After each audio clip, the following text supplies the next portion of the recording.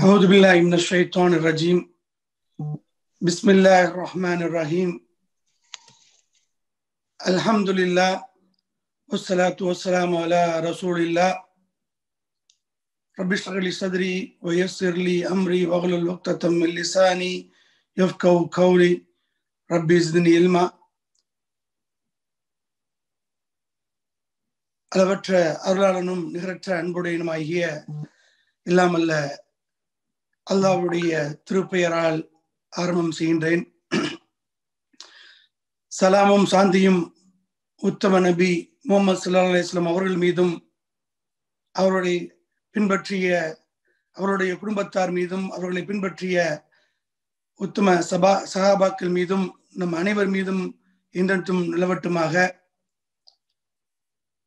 உங்கள் அனைவரையும் self help for youth நடத்தி கொண்டிருக்கும் திருமண வழிகாட்டு பயிலரங்க நிகழ்ச்சியில் அன்போடு வரவேற்கின்றேன். இறைவனுடைய சாந்தியும் சமாதானம் நம் அனைவர் மீதும் என்றென்றும் நிலவட்டுமாக. அஸ்ஸலாமு அலைக்கும் வரஹ்மத்துல்லாஹி வபரகாத்துஹு.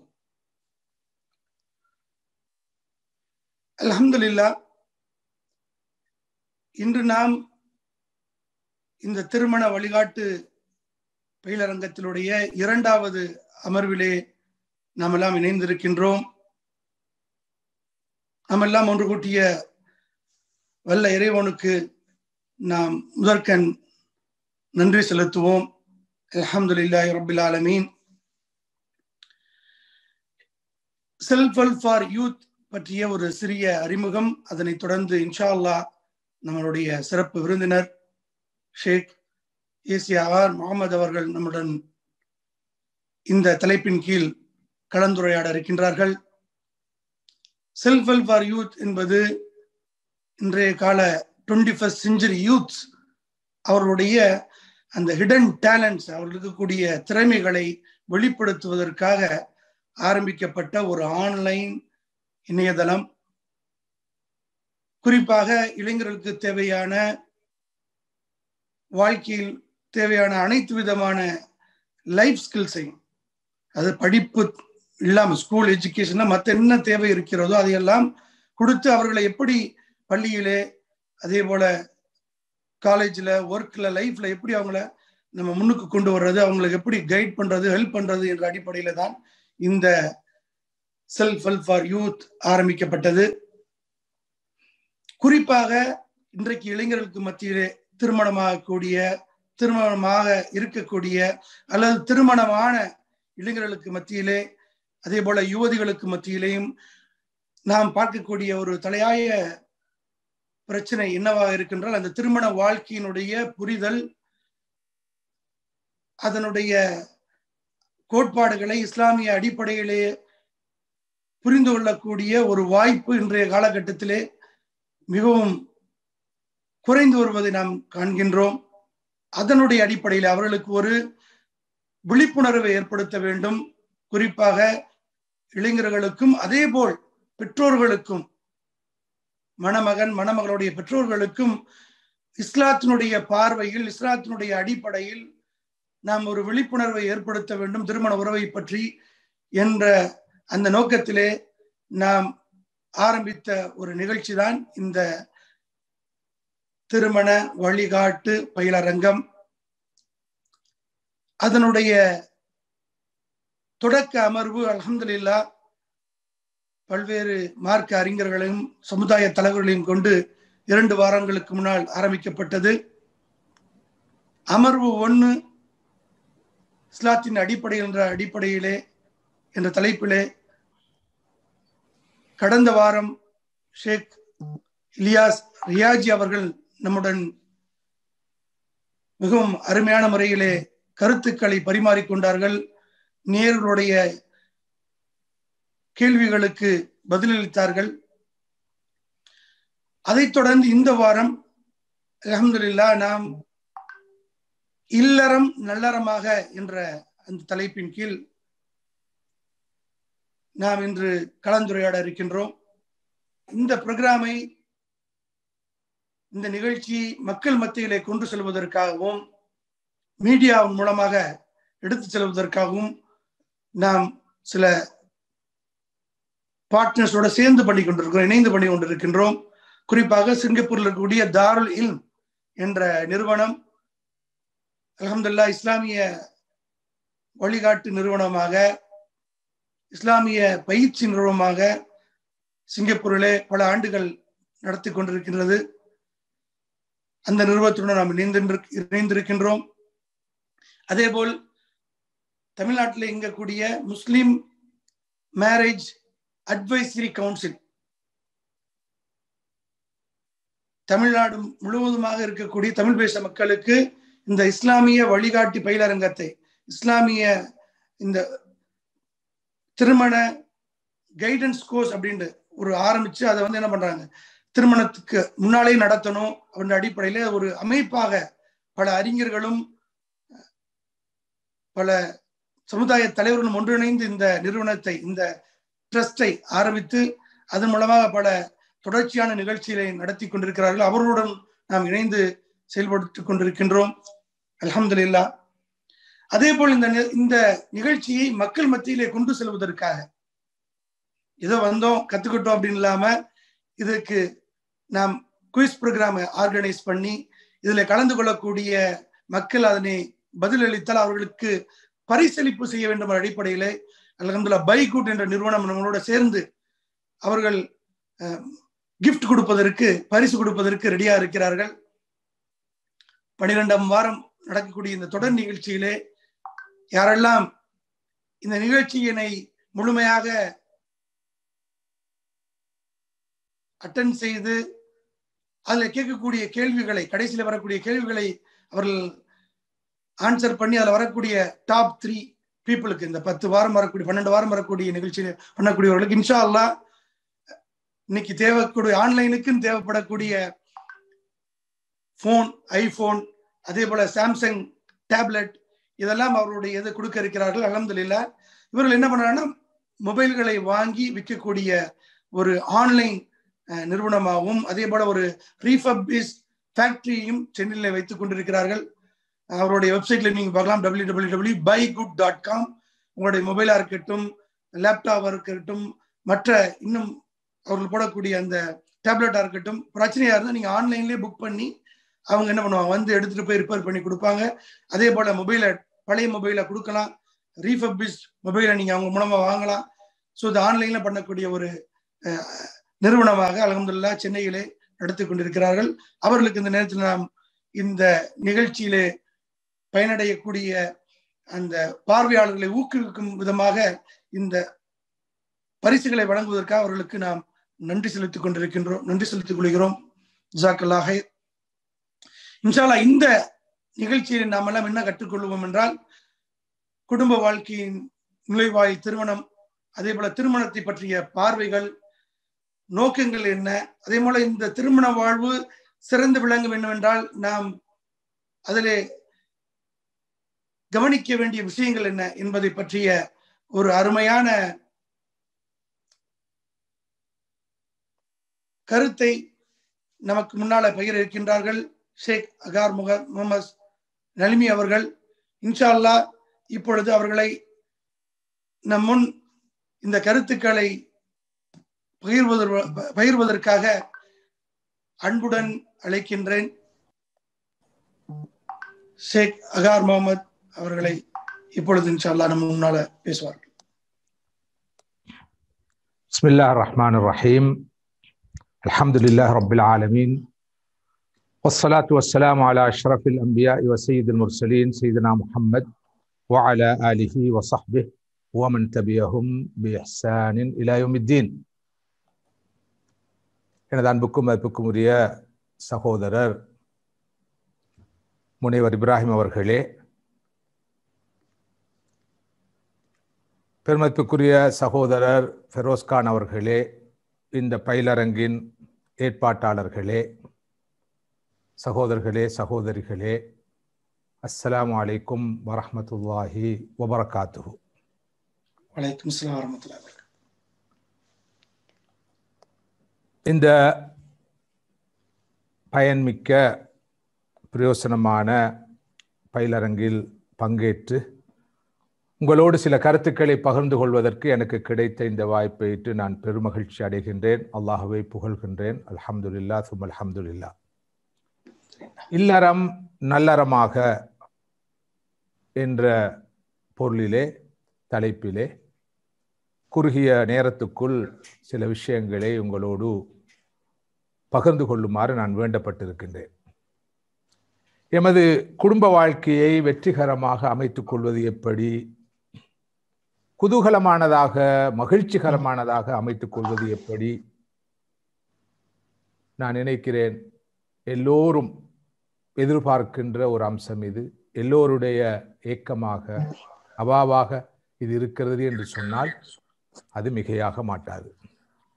ஏனென்றால் அந்த அளவுக்கு குடும்பம் என்ற நிறுவனம் இன்று அச்சுறுத்தப்பட்டிருக்கிறது, அச்சுறுத்தப்பட்டு கொண்டு இருக்கிறது என்று சொன்னால் அது மிகையாக மாட்டாது.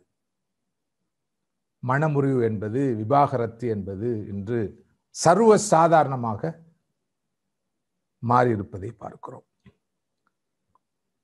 விவாகரத்து செய்து கொள்ளாமல் வாழ்பவர்களும் கூட எந்த அளவு தூரம் மனநிறைவோடு வாழ்கிறார்கள், ஒத்து வாழ்கிறார்கள், உடன்பட்டு வாழ்கிறார்கள் என்பது மிகப்பெரிய கேள்விக்குறியாக இன்று மாறியிருக்கிறது. குடும்ப வன்முறை என்பது, டொமஸ்டிக் வயலன்ஸ் என்பது இன்று சர்வசாதாரணமான விவகாரமாக இருப்பதை பார்க்கிறோம். அதே போல குடும்ப மட்டத்திலே கணவன் மனைவிக்கிடையில் இன்னொரு பிரச்சனைகள், பெற்றோர் பிள்ளைகளுக்கிடையில் பல்வேறு பிரச்சனைகள்,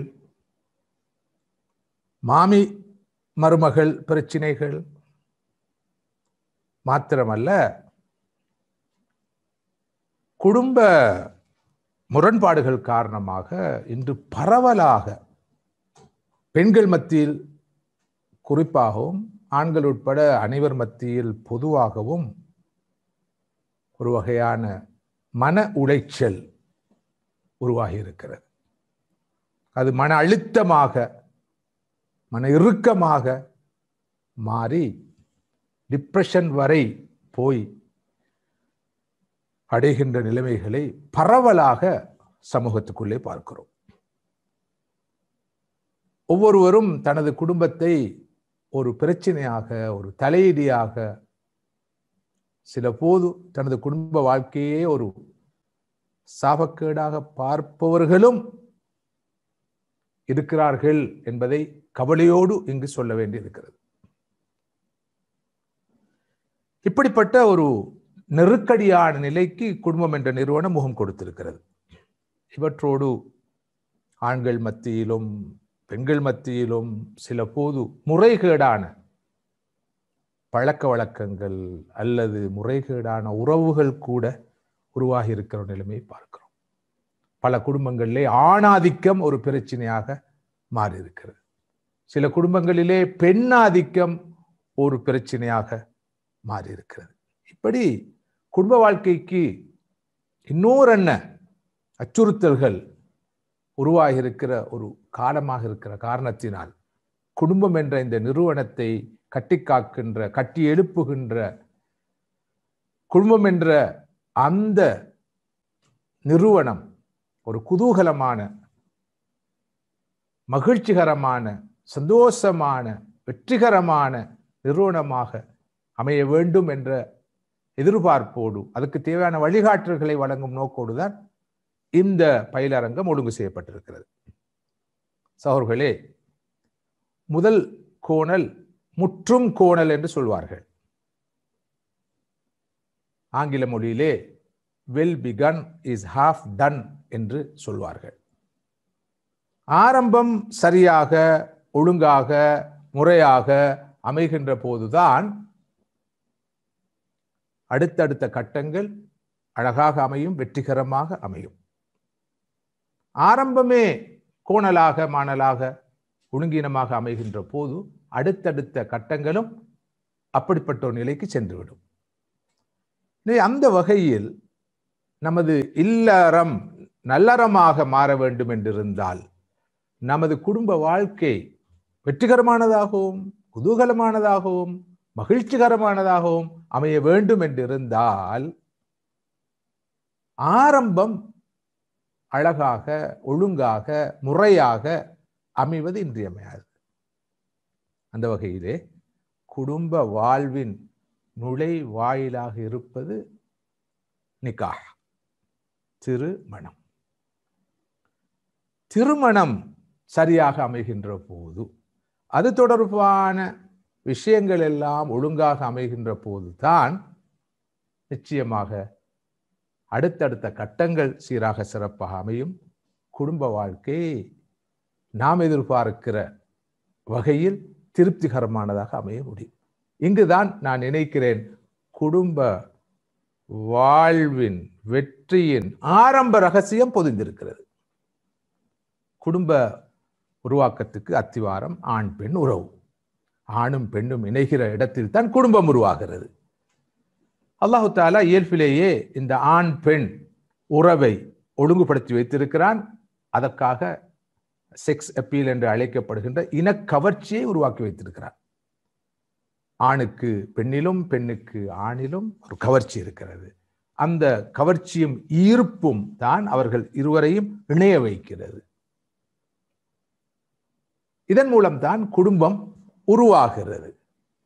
மிருக தாவர உலகங்களிலும் கூட இந்த ஆண் பெண் உறவை பார்க்கிறோம். எல்லா மட்டங்களும் அணு முதல் அனைத்திலும் இந்த வித்தியாசம், இந்த பால் வித்தியாசம் இருக்கிறது. அல்லாஹு தாலா இந்த உலக வாழ்க்கையின் இருப்பை இந்த ஆண் பெண் என்ற பால் வேறுபாட்டில் தான் வைத்திருக்கிறார். அந்த ஆணும் பெண்ணும் இணைவதில் தான் வைத்திருக்கிறார். இது பற்றி விரிவாக விளக்குவதற்கு நேரம் இடம் தர மாட்டாது. நீங்கள் இது பற்றி தெரிந்திருப்பீர்கள் என்று நான் நினைக்கிறேன். அணுவிலும் கூட இந்த வேறுபாட்டை பார்க்கலாம், அனைத்திலும் பார்க்கலாம். சாதாரண மின்சாரத்திலும் இதனை அவதானிக்கலாம். இந்த எதிரும் புதிருமான இரண்டும் இணைகின்ற இடத்தில் தான் உற்பத்தி நடக்கிறது, உலகம் நிலைக்கிறது, உலகத்தின் இருப்பு உத்தரவாதப்படுத்தப்படுகிறது. அந்த வகையில் மனித உலகம் நிலைப்பதற்கும் அல்லாஹ் ஏற்படுத்தியிருக்கிற ஒழுங்குதான் இந்த ஆண் பெண் உறவு. ஆணும் பெண்ணும் இணைவதில் தான், சேர்வதில் தான் மனித இனம் வாழும் நிலைக்கும். இந்த மனித உலகத்திலே மனிதனுக்கு இருக்கின்ற இந்த இயல்பான பால் கவர்ச்சியை, இனக்கவர்ச்சியை, ஆணுக்கு பெண்ணிலும் பெண்ணுக்கு ஆணிலும் இருக்கின்ற இந்த கவர்ச்சியின் விளைவாக உருவாகின்ற அந்த உணர்ச்சியை தீர்த்துக் கொள்வது எப்படி? 3 நிலைப்பாடுகள் இருக்கின்றன. ஒரு நிலைப்பாடு, ஆணும் பெண்ணும் இணைவதற்கு தமது பால் உணர்ச்சியை தீர்த்துக் கொள்வதற்கு எந்த கட்டுப்பாடுகளும் தேவையில்லை. இது ஒரு நிலைப்பாடு. 2வது நிலைப்பாடு, இல்லை, பால் உணர்ச்சியே கெட்டது, மோசமானது, பாவமானது, அது மிருகத்தனமானது. பாலுணர்ச்சியை கட்டுப்படுத்துவதில் தான் மனிதனுடைய விமோசனம் தங்கியிருக்கிறது, அவனது உண்மையான மேம்பாடு தங்கியிருக்கிறது என்ற வாதம். 3வது ஒரு வாதம் இருக்கிறது. சுதந்திரமாக பாலுணர்ச்சியை தீர்த்துக் கொள்ள இடமளிக்க முடியாது. மறுபக்கம் பாலுணர்ச்சி என்பது பாவமானது, கெட்டது, கொடியது என்ற வாதமும் பிழையானது. சில கட்டுப்பாடுகளோடு, வரையறைகளோடு, ஒழுங்குகளோடு ஆணும் பெண்ணும் இணைதல் வேண்டும் என்ற நிலைப்பாடு. இதுதான் எமது மார்க்கம் சொல்லுகின்ற, வலியுறுத்துகின்ற நிலைப்பாடு என்று சுருக்கமாக சொல்லலாம். பொதுவாக இந்த பால் உணர்ச்சியை தீர்த்துக் கொள்வதற்கு எந்த கட்டுப்பாடுகளும் தேவையில்லை என்ற வாதம் மதசார்பற்ற சடவாத கொள்கைகளை கொண்ட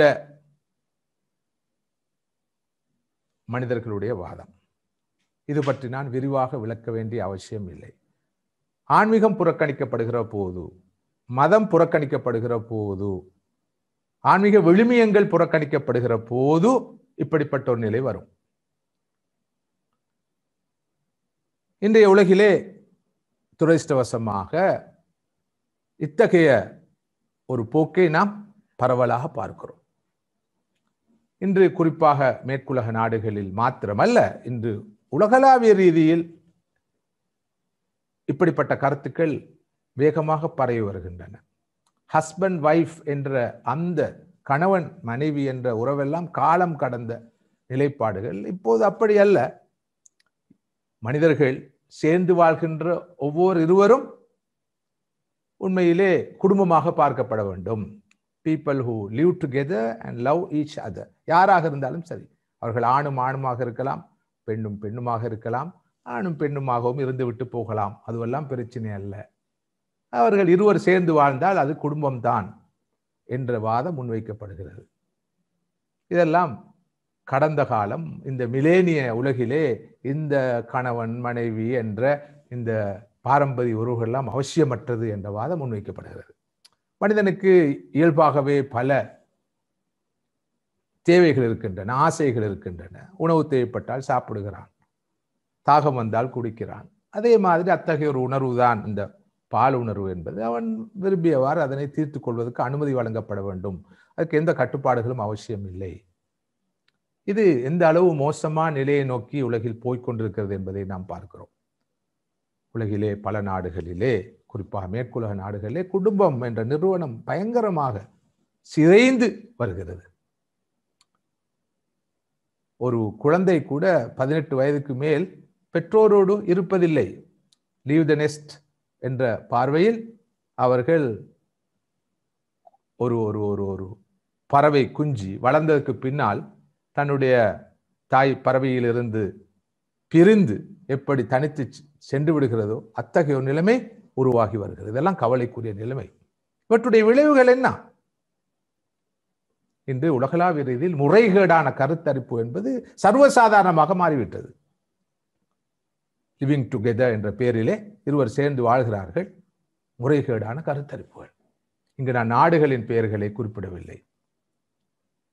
ஒரு மேற்குலக நாட்டிலே முறைகேடான கருத்தரிப்பு வீதம் 54, மற்றொரு நாட்டிலே 40, இன்னொரு நாட்டிலே 38 வீதம்.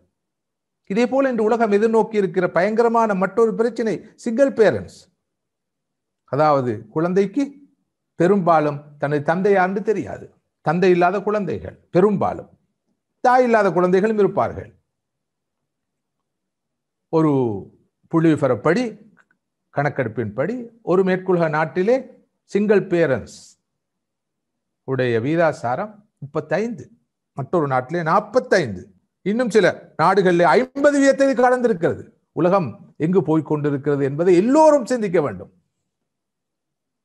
மதங்களுக்கு அப்பால், இனங்களுக்கு அப்பால், நாடுகளுக்கு அப்பால் மனித சமூகம் எதை நோக்கி சென்று கொண்டிருக்கிறது, அடுத்த தலைமுறை எதை நோக்கி சென்று கொண்டிருக்கிறது என்பதை பார்க்க வேண்டும். அதே போல மன முறிவு என்பது, விவாகரத்து என்பது சர்வசாதாரணமாக மாறி இருக்கிறது. இங்கும் நான் நாடுகளுடைய பெயர்களை குறிப்பிடவில்லை. இது மேற்குள்ள நாடுகளிலே ஒரு நாட்டிலே 69 வீதம், மற்றொரு நாட்டிலே 60 வீதம், இன்னொரு நாட்டிலே 59 வீதம், மற்றும் பல நாடுகளிலே 54ஆக, 51ஆக, 51ஆக, 48ஆக, 39ஆக டிவோர்ஸ் ரேட், விவாகரத்து வீதம் இருப்பதை பார்க்கிறோம். சில முஸ்லிம் நாடுகளுடைய நிலையை பாருங்கள். முஸ்லிம் நாடுகளுடைய நிலையும் அப்படித்தான்.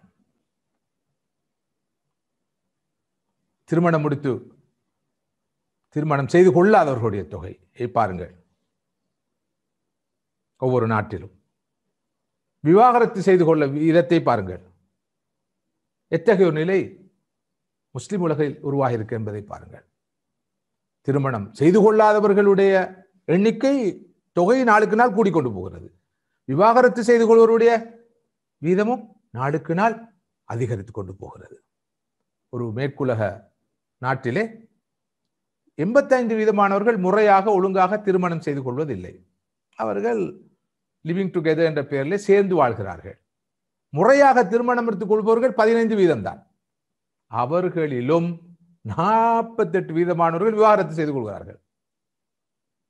உண்மையில் குடும்பமாக வாழ்வோர் எவ்வளவு? வெறும் 7.5 வீதமானவர்கள் தான் குடும்பமாக வாழ்கிறார்கள். அத்தகையவர்களிலும் கணிசமான தொகையினர் புரோக்கன் ஃபேமிலிஸ், முறிவடைந்த நிலையில் வாழும் குடும்பங்களிலே வாழ்கிறார்கள். இனி எங்கே மனித வாழ்க்கையில் சந்தோஷம் இருக்க போகிறது? குடும்ப வாழ்க்கையில் சந்தோஷம் இருக்க போகிறது. பொருளாதாரம் எவ்வளவு வளமாக இருந்தாலும், வாய்ப்பு வசதிகள் இருந்தாலும், வாழ்க்கைக்கு தேவையான எல்லா ஆதாரங்களும் இருந்தாலும் கூட மனிதன் மனநிறைவோடு வாழ, சந்தோஷமாக வாழ அவனுக்கு ஒரு குடும்பம் இல்லை என்றால், இருக்கும் குடும்பம் அப்படிப்பட்ட குடும்பம் இல்லை என்று சொன்னால் அது எப்படிப்பட்ட நரக வாழ்க்கையாக இருக்கும் என்பதை நாம் சிந்தித்து பார்க்க வேண்டும். எனவே சகோதரர்களே, இது எதன் விளைவு தெரியுமா? இதுவரை நான் பார்த்த அல்லது உங்களோடு பகிர்ந்து கொண்ட இந்த விஷயம், இந்த கட்டுப்பாடு இல்லாத வகையில் மனிதர்கள் தமது பாலுணர்ச்சியை தீர்த்துக் கொள்ள வேண்டும் என்ற அந்த வாதத்தின் விளைவு. மறுபக்கம் இன்னொரு வாதம் முன்வைக்கப்படுகிறது. அதுதான் இந்த பாலியல் இச்சை என்பது, பால் உணர்வு என்பது ஒரு தகாத உணர்வு, கெட்ட உணர்வு, பாவமான உணர்வு. அதை கட்டுப்படுத்த வேண்டும், அதனை மட்டுப்படுத்த வேண்டும். அதில் தான் உண்மையில் விமோசனம் இருக்கிறது என்ற அந்த வாதம், இதுவும் ஏற்புடையதல்ல. இஸ்லாத்துடைய பார்வையிலே நான் முதலாவது கலந்துரையாடிய அந்த கட்டுப்பாடு இல்லாத ஆண் பெண் உறவு, அந்த தகாத உறவு பயங்கரமான குற்றமாக, பாவமாக கருதப்படுகிறது. அதனைத்தான் ஜினா என்று சொல்கிறோம். இது பற்றி நான் விளக்க வேண்டிய அவசியம் இல்லை. எவ்வளவு தூரம் பாரதூரமான விஷயமா அது பார்க்கப்படுகிறது. அதன் விளைவுகளே அதை நமக்கு சொல்வதை பார்க்கிறோம். மறுபக்கம் மனவாழ்வை துறந்து வாழ்வது, துறப்பது, அதுவும் நமது மார்க்கத்தை பொறுத்தவரை ஏற்புடையது அல்ல. மாற்றமாக மனிதன் கண்டிப்பாக கட்டாயமாக குடும்பமாக வாழ வேண்டும், மன வாழ்வில் இணைய வேண்டும், திருமணம் செய்து கொள்ள வேண்டும். சதகா, ஒருவர் திருமணம் முடித்து தனது வாழ்க்கை துணையோடு குடும்பம் நடத்துவதும் தர்மம். ஒருவர் தனது உடலிச்சையை தீர்த்துக் கொள்வதன் மூலமாகவும் அவருக்கு நன்மை கிடைக்கும், சவாபு கிடைக்கும். ஒருவர் தன்னுடைய மனைவிக்கு ஒரு கவளம் உணவை ஊட்டுவதும் சதக்கா, தர்மமாக கொள்ளப்படும் என்று நமது மார்க்கம் சொல்கிறது. ஆனால் இந்த ஆணும் பெண்ணும் எப்படி இணைய வேண்டும், இந்த ஒழுங்கில் இணைய வேண்டும் என்பதை பற்றித்தான் மிக விரிவாக விளக்கமாக நமது மார்க்கம் பேசுகிறது. இதற்கென்று ஃபக்ஹுல் முனாக்கஹாத் என்ற பெயரில், ஃபக்ஹுல் உஸ்ரா என்ற பெயரில், ஃபேமிலி லோ என்ற பெயரில் இஸ்லாமிய ஃபிக்ஹிலே, சட்டத்துறையிலே மிகப்பெரிய ஒரு பகுதி ஒதுக்கப்பட்டிருக்கிறது. மனிதன் கௌரவமானவன். வலக்கது கர்ரம்னா பனி ஆதம். இந்த பிரபஞ்சத்திலே, இந்த பூமி பந்திலே மிக மிக கௌரவமான மரியாதைக்குரிய ஒரு படைப்பு மனிதன். அவனுடைய எல்லா செயற்பாடுகளும் கௌரவமானதாக அமைய வேண்டும், மரியாதையானதாக அமைய வேண்டும் என்பதுதான் எதிர்பார்க்கப்படுகிற விஷயம். எனவே ஒரு ஆணும் பெண்ணும் சுதந்திரமாக, கட்டுப்பாடுகள் எதுவும் இல்லாமல், தான் தோன்றித்தனமாக, தான் விரும்பியவாறு இணையக்கூடாது, சேரக்கூடாது. அது மிருகத்தனமான வாழ்க்கைக்கு இட்டுச் செல்லும், மோசமான விளைவுகளை, பாதிப்புகளை ஏற்படுத்தும். மனிதன் கௌரவமானவன், அவனுடைய எல்லா செயற்பாடுகளும் கௌரவமானதாக அமைய வேண்டும். எனவே ஒரு புனிதமான, ஒரு இறுக்கமான, ஒரு பொறுப்பான உடன்படிக்கை கூடாக ஒரு ஆணும் பெண்ணும் இணைய வேண்டும். குடும்பம் சீராக அமைய, சிறப்பாக அமைய, ஒரு ஆண் பெண் சேர்ந்து வாழ்வது மகிழ்ச்சிகரமானதாக அமைய, ஆரம்பமாக அமைய வேண்டியது இந்த அம்சம்.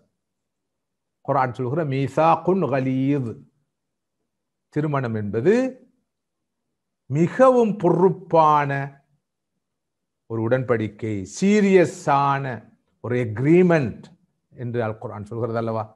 அப்படிப்பட்ட ஒரு உடன்படிக்கை கூடாக இருவரும் இணைய வேண்டும்.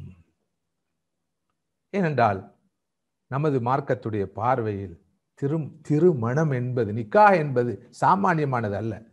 அது வெறுமனே பால் உணர்ச்சியை தீர்த்துக் கொள்வதற்கான ஒரு ஒழுங்கு மாத்திரம் அல்ல. அவனுடைய நோக்கங்களில் அதுவும் ஒன்று. அது அல்லாத புனிதமான பல நோக்கங்கள் திருமணத்துக்கு பின்னால் இருப்பதை பார்க்கிறோம். இவற்றையெல்லாம் புரிந்து அறிந்து ஒருவர் தனது குடும்ப வாழ்க்கையை ஆரம்பிக்கிற போதுதான், ஒரு ஆணும் பெண்ணும் ஆரம்பிக்கிற போதுதான் உண்மையிலே அவர்களுடைய திருமண வாழ்க்கை திருப்திகரமானதாக அமையும், இல்லறம் நல்லறமாக இருக்கும். அந்த வகையில் பாலியல் தேவையை தீர்த்து கொள்வதற்கான ஒரு சட்டபூர்வமான, ஒரு கௌரவமான, ஒரு மரியாதையான ஒழுங்குதான் திருமணம் என்பதிலே 2 கருத்துக்கு இடமில்லை. அது போக இந்த உலகிலே சந்ததி பெருக்கப்பட வேண்டும், மனித வாழ்க்கை நிலைக்க வேண்டும், மனித இனம் விருத்தி அடைய வேண்டும், அது அழிந்துவிடக்கூடாது என்பதற்கான அல்லாஹ்வுடைய ஒழுங்குதான் இந்த ஆணும் பெண்ணும் நிக்காஹ் கூடாக இணைவது. எனவே சந்ததியை பெருக்குவது என்பது மிக முக்கியமான நோக்கம். எப்போது இந்த பார்வைகளோடு கூடியதாக ஒரு ஆணும் பெண்ணும் இணைகிறார்களோ, குறுகிய பார்வைகள் இல்லாமல், குறுகிய எதிர்பார்ப்புகள் இல்லாமல், கிட்ட பார்வை இல்லாமல், வெறும் தனது சில ஆசாபாசங்களை தீர்த்து கொள்வதுதான் நான் அந்த பெண்ணோடு இணைவதற்கான நோக்கம், நான் இந்த ஆணோடு சேரப்போகிறேன் என்றால் அதுதான் நோக்கம் என்ற பார்வை இருந்தால் நிச்சயமாக அது காலப்போக்கிலே அந்த இருவரது உறவிலே ஒரு ஃபித்னாவாக மாறும், விரிசலாக மாறும். நாம் குறிப்பிட்ட எல்லா பிரச்சனைகளும் வருவதற்கு அது காரணமாக அமைந்துவிடும். சந்ததியை பெருக்க வேண்டும் என்ற அந்த நோக்கம் இருக்க வேண்டும். இது பற்றிய ஆதாரங்களை சொல்வதற்கு எனக்கு நேரம் இடம் தர மாட்டாதுன்னு நான் நினைக்கிறேன். ஸல்லல்லாஹு அலைஹி வஸல்லம் அவர்கள் சொன்னார்கள், தஸவ்வஜுல் வதூதல் வலூத், அன்புள்ளம் கொண்ட இயல்பிலேயே இரக்க சுபாவமுடைய குழந்தைகளை பெற்றெடுக்கக்கூடிய பெண்களை நீங்கள் திருமணம் முடித்துக் கொள்ளுங்கள். தனாகஹு, நீங்கள் திருமணம் முடித்து தவாலது, குழந்தைகளை பெற்றெடுக்க வேண்டும். ஸல்லல்லாஹு அலைஹி வஸல்லம் அவர்கள் இது தொடர்பான வழிகாட்டல்களுள் குறிப்பிடத்தக்கவை. அதே போல மனிதன் ஒரு சமூக பிராணி அல்லவா, சோசியல் எனிமல். அவனுக்கு பல தேவைகள் இருக்கின்றன. உணவு மாத்திரமல்ல அவனது தேவை, உடை மாத்திரமல்ல, வீடு மாத்திரமல்ல, வண்டியும் வாகனம் மாத்திரமல்ல, அவன் இந்த உலகத்திலே வாழ்வாங்கு வாழ, சந்தோஷமாக திருப்தியாக வாழ எத்தனையோ தேவைகள் இருக்கின்றன.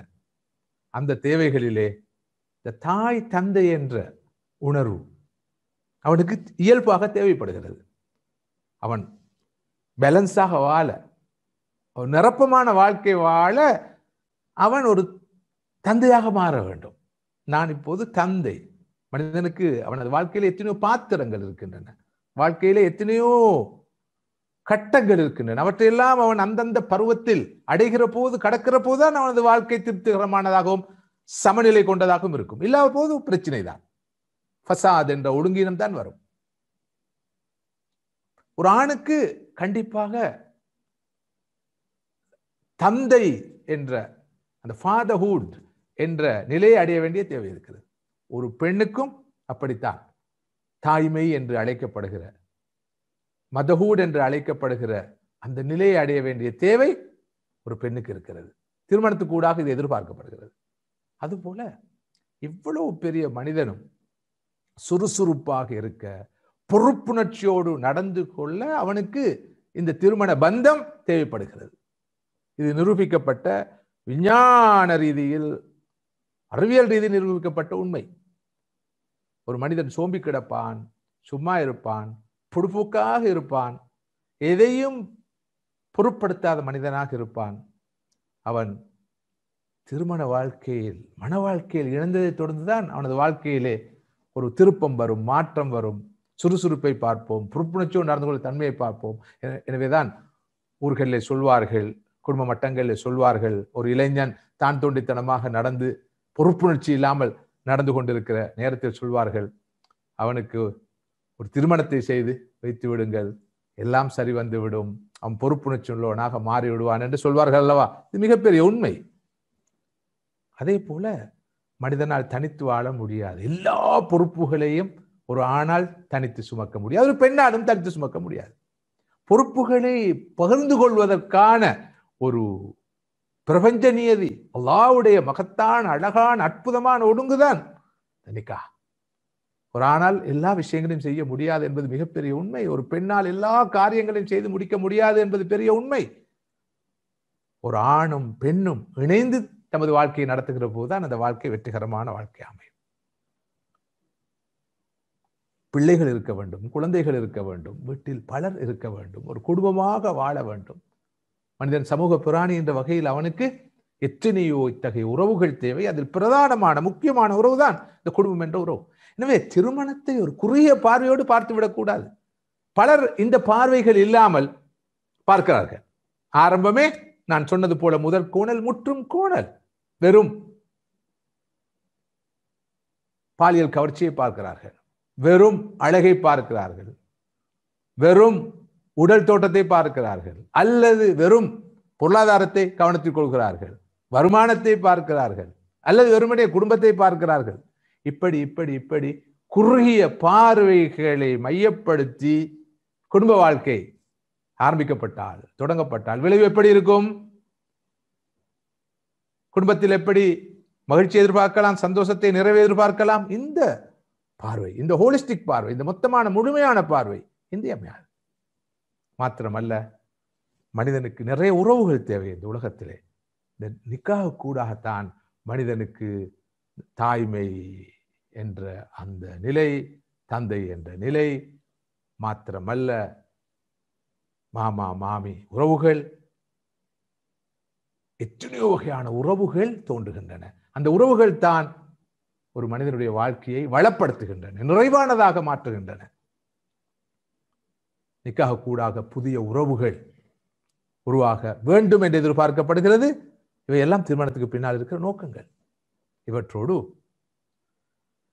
மனிதன் சமூக பிராணி, அவன் மனநிறைவோடு வாழ அவனுக்கு ஒரு குடும்பம் தேவை, அவனுக்கு ஒரு சமூகம் தேவை, பரஸ்பர அன்பு கொண்ட, பரஸ்பரம் ஒத்துழைக்கின்ற ஒரு சமூகம் தேவை. உண்மையில் நிக்காஹ் இருக்கும் இடத்தில் தான், திருமணம் இருக்கும் இடத்தில் தான், குடும்பங்கள் உருவாகும் இடத்தில் தான் பரஸ்பர அன்பும் ஒத்துழைப்பும் கொண்ட ஒரு சமூகத்தை காண முடியும். குடும்பம் என்ற நிறுவனம் சரியாக அமையாத போது, அல்லது இந்த பார்வைகளை கொண்ட விதத்தில் அமையாத போது, நிச்சயமாக குடும்ப வாழ்க்கை இனிக்காது, கசக்கும். குடும்ப வாழ்க்கையே ஒரு பிரச்சனையாக மனிதனுக்கு மாறும். அந்த நிலையைத்தான் இன்று உலகளாவிய நாம் பார்க்கிறோம். உலகம் இவ்வளவு முன்னேற்றம் அடைந்தும், ஒப்பீட்டு ரீதியில் சகல துறைகளிலும் மேம்பாடு அடைந்தும், மனிதனுடைய வாழ்க்கை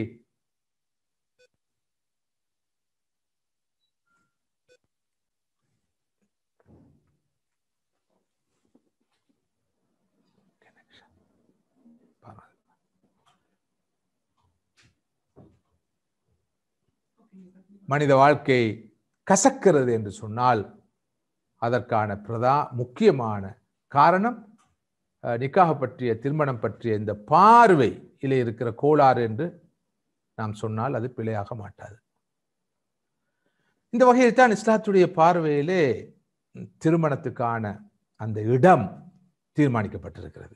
இஸ்லாத்துடைய பார்வையில் திருமணம் என்பது உண்மையில் ஒரு முக்கியமான மார்க்க கடமை. ஒரு சாராருக்கு அது வாஜிப், இன்னொரு சாராருக்கு அது சுன்னா. குறைந்தபட்சம் நிக்காஹ் என்பது மிக முக்கியமான ஒரு அமலாக, இபாதத்தாக, மார்க்க கடமையாக ஸல்லல்லாஹு அலைஹி வஸல்லம் அவருடைய சுன்னாவாக கருதப்படுகிறது. உலகத்திலே தோன்றின எல்லா இறை தூதர்களும், நபிமார்களும், ரசூல்மார்களும் நிக்காஹ் செய்து திருமணம் முடித்து குடும்ப வாழ்க்கை நடாத்தி இருக்கிறார்கள். அல் குர்ஆன் அதனை அழகாக சொல்கிறது. உங்களுக்கு முன்பு பல ரசூல்மார்களை, இறை தூதர்களை நாம் அனுப்பி வைத்தோம். வஜஅல்னா லஹும் அஸ்வாஜன் வ துர்ரியா, அவர்களுக்கு நாங்கள் மனைவிமார்களையும் கொடுத்திருந்தோம், குழந்தைகளையும் கொடுத்திருந்தோம் என்று அல் குர்ஆன் சொல்வதை பார்க்கிறோம். அர்பவுன் மின் சுனனில் முர்சலீன், 4 விஷயங்கள் இறை தூதர்களுடைய சுன்னாக்கள் பாட்பட்டவை. அதில் மிக முக்கியமான ஒரு சுன்னா அந்நிக்காஹ் என்று சொன்னார்கள் ரசூலுல்லாஹி ஸல்லல்லாஹு அலைஹி வஸல்லம் அவர்கள். எனவே இந்த வகையிலே மார்க்கம் திருமணத்தை ஒரு உலக விவகாரமாக பார்க்கவில்லை. திருமணத்தை மார்க்கம் ஒரு சாதாரண விஷயமாக பார்க்கவில்லை. மனித வாழ்க்கையின் ஒரு அடிப்படையாக பார்க்கிறது. அதனை ஒரு அமலாக, இபாதத்தாக பார்க்கிறது. இந்த பார்வை ஆரம்பமாக நமக்கு தேவை என்ற விஷயத்தை நான் வலியுறுத்துகிறேன்.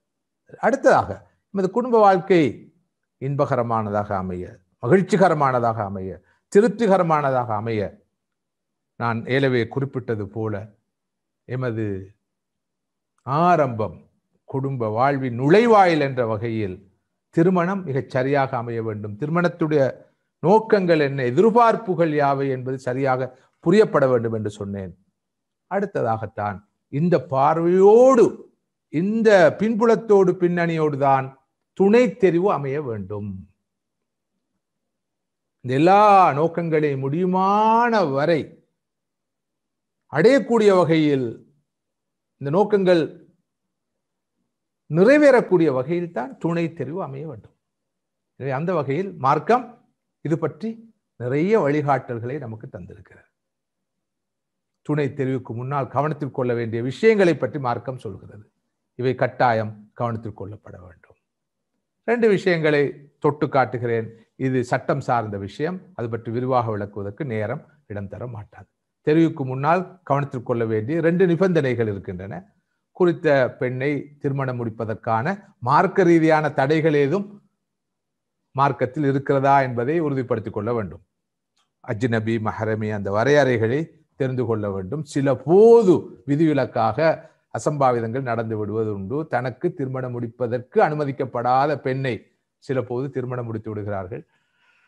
அது மிகப்பெரிய பிரச்சனையாக பிற்பட்ட காலத்தில் மாறிவிடுகிறது. அவர்களால் பிரியவும் முடியாது, இணைந்து வாழவும் முடியாது. மார்க்கம் இணைந்து வாழ அனுமதிப்பதில்லை. இது கால வரை வாழ்ந்தவர்களுக்கு இப்போது பிரிந்து கொள்ள முடியாத நிலை வருவதுண்டு. மிக அரிதாக இந்த நிலைமைகள் வருவதுண்டு. இந்த பால்குடி தொடர்புகள் குழந்தை பருவத்தில் இருந்திருக்கும். அதை தெரிந்து கொள்ளாத காரணத்தினால் திருமணம் முடித்து பிறகு அது தெரிய வந்த பிறகு மிகப்பெரிய பிரச்சனை உருவாகி இருக்கிற சந்தர்ப்பங்களும் இல்லாமல் இல்லை. இது உறுதிப்படுத்தப்பட வேண்டும். அடுத்ததாக, ஏற்கனவே மற்றொருவர் திருமண பேச்சுவார்த்தையில் ஈடுபடாதிருக்க வேண்டும். ஏற்கனவே ஒரு திருமண பேச்சுவார்த்தை நடந்து கொண்டிருக்கிற போது இடையில் போய் நுழையக்கூடாது. ஒரு திருமண பேச்சுவார்த்தை முடிந்து விட்டது அல்லது நடந்து கொண்டிருக்கிறது என்ற நிலையில் மற்றொரு திருமண பேச்சுவார்த்தைக்கு செல்வது மார்க்கத்தில் அனுமதிக்கப்பட்டதில்லை. சாதாரண விஷயங்களாக இருந்தாலும் இவையெல்லாம் எமது குடும்பம் சீராக சிறப்பாக அமைய கவனித்துக் கொள்ளப்பட வேண்டிய விஷயங்கள். அடுத்ததாகத்தான் எமது வாழ்க்கை துணையை மிகச்சரியாக, மிக கவனமாக நாம் இதுவரை கலந்துரையாடி அந்த பின்புலத்திலே நாம் தெரிவு செய்வது என்பது. இந்த வகையில் உடல் ஆரோக்கியம் பார்க்கப்பட வேண்டும். மன மகனாக இருக்கலாம், மன மகளாக இருக்கலாம். எந்த அளவு தூரம் உடல் ஆரோக்கியம் இருக்கிறது என்பது உறுதிப்படுத்தப்பட வேண்டும். 2வதாக, வெறும் உடல் ஆரோக்கியம் மாத்திரமல்ல, மன பொருத்தம் எந்த அளவு இருக்கிறது, மன பொருத்தம் எந்த அளவு தூரம் இருக்கிறது. அல்லாஹு தாலா மனிதர்களை வித்தியாசமாக படைத்திருக்கிறார். எல்லோரும் பொருந்தி வர மாட்டார்கள். எல்லோரும் சரிவர மாட்டார்கள். எல்லோருடைய குணாசியங்களும் எல்லோராலும் ஜீர்ணிக்கப்பட மாட்டாது. எனவே இந்த பார்வை மிக முக்கியம். இருவருக்கும் இடையில் மனப்பொருத்தம் சரியாக அமையுமா? இந்த பெண்ணுடைய சுபாவம் எப்படிப்பட்டது, இந்த ஆணுடைய சுபாவம் எப்படிப்பட்டது? இந்த விஷயங்கள் கண்டிப்பாக பார்க்கப்பட வேண்டும். உளப்பொருத்தம் பார்க்கப்பட வேண்டும்.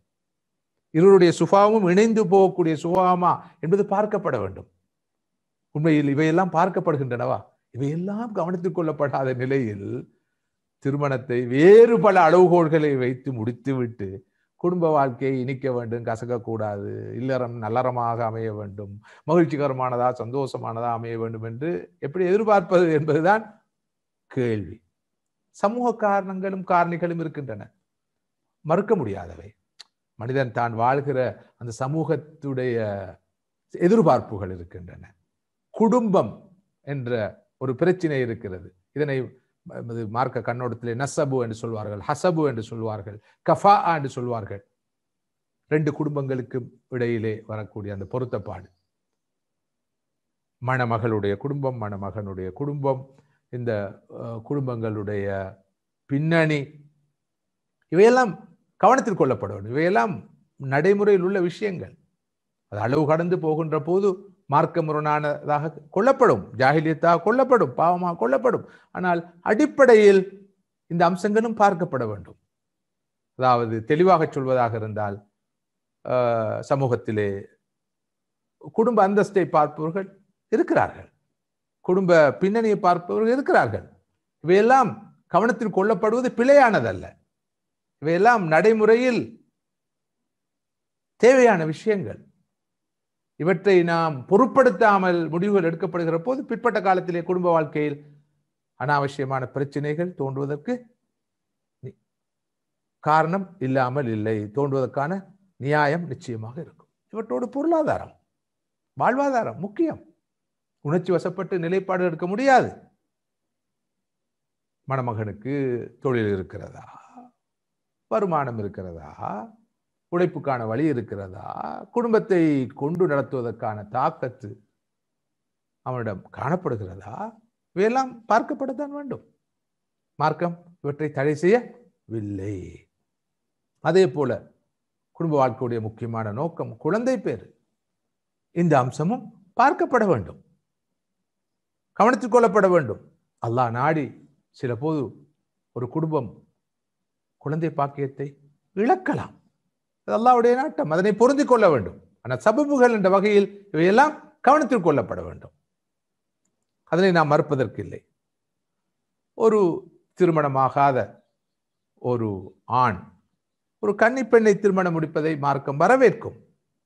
அதே நேரம் விதவைகளுக்கு வாழ்வளிப்பதையும் மார்க்கம் வரவேற்கிறது, அதனை நன்மையான காரியமாக கருதுகிறது. இந்த அம்சமும் கவனத்தில் கொள்ளப்படும்.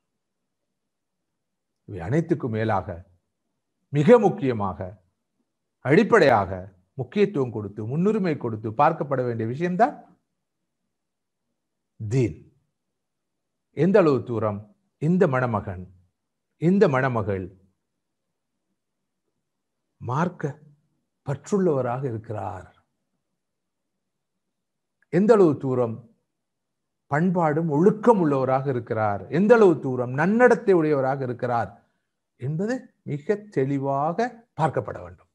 எல்லோருக்கும் பரிச்சயமான ஹதீஸ், துன்கஹு அல் மர்அத்து லிஅர்பா, ஒரு பெண்ணை 4 விஷயங்களுக்காக திருமணம் முடிப்பார்கள் என்று சொன்ன ஸல்லல்லாஹு அலைஹி வஸல்லம் அவர்கள், ஒரு பெண்ணை அவளுடைய அழகுக்காக, அவளுடைய பரம்பரைக்காக, அவளுடைய குடும்பத்துக்காக, அவளிடம் இருக்கிற பொருளாதார வசதிக்காக எல்லாம் திருமணம் முடிப்பார்கள். இவையெல்லாம் பிழையானவை அல்ல.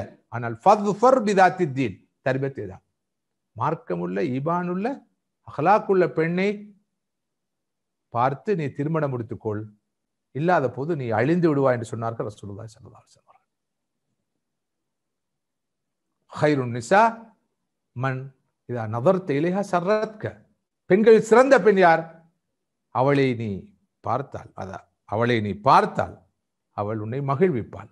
இதா அமர்த்தஹா அதாத்க, நீ அவளுக்கு ஒன்றை செய்யுமாறு சொன்னால் அவள் அதற்கு கட்டுப்படுவாள். அவளை வைத்து நீ சத்தியம் செய்தால் அந்த சத்தியத்தை அவள் உண்மைப்படுத்துவாள். நீ இல்லாத போது தன்னை பாதுகாத்துக் கொள்வாள், தனது கற்பை பாதுகாத்துக் கொள்வாள், உனது பொருளையும் செல்வத்தையும் பாதுகாப்பவளாக இருப்பாள். ஸல்லல்லாஹு அலைஹி வஸல்லம் அவர்கள் சிறந்த பெண்ணுக்கு ஒரு வரவிலக்கணம் சொல்லியிருக்கிறார்கள். அவளை நீ பார்த்தால் உன்னை மகிழ்விப்பாள், சொன்னால் கேட்பாள், அவளை வைத்து சத்தியம் செய்தால் உண்மைப்படுத்துவாள், நீ இல்லாத போது உனக்கு ரொம்ப விசுவாசமாக நடந்து கொள்வாள். இவள் தான் பெண்கள் சிறந்தவள் என்று ஸல்லல்லாஹு அலைஹி வஸல்லம் அவர்கள் சொல்வதை பார்க்கிறோம். இப்படி நிறைய வழிகாட்டல்களை ஸல்லல்லாஹு அலைஹி வஸல்லம் நமக்கு தந்திருக்கிறார்கள்.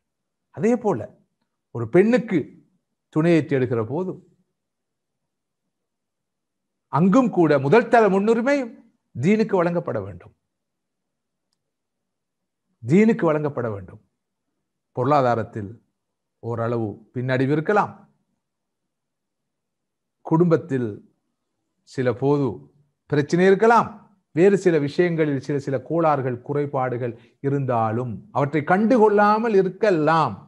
ஆனால் மார்க்க விஷயத்தில் ஒரு ஆண் பொடுபோக்காக இருக்கிறான் என்றிருந்தால் அது பாரதூரமான விஷயம்.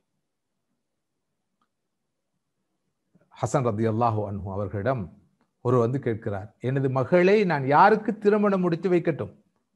ஹசன் ரலியல்லாஹு அன்ஹு சொன்னார்கள், அல்லாஹ்வை அஞ்சி பயந்து நடந்து கொள்ளக்கூடிய ஒரு இளைஞனுக்கு உமது மகளை திருமணம் முடித்து வைப்பீராக. ஏன் தெரியுமா?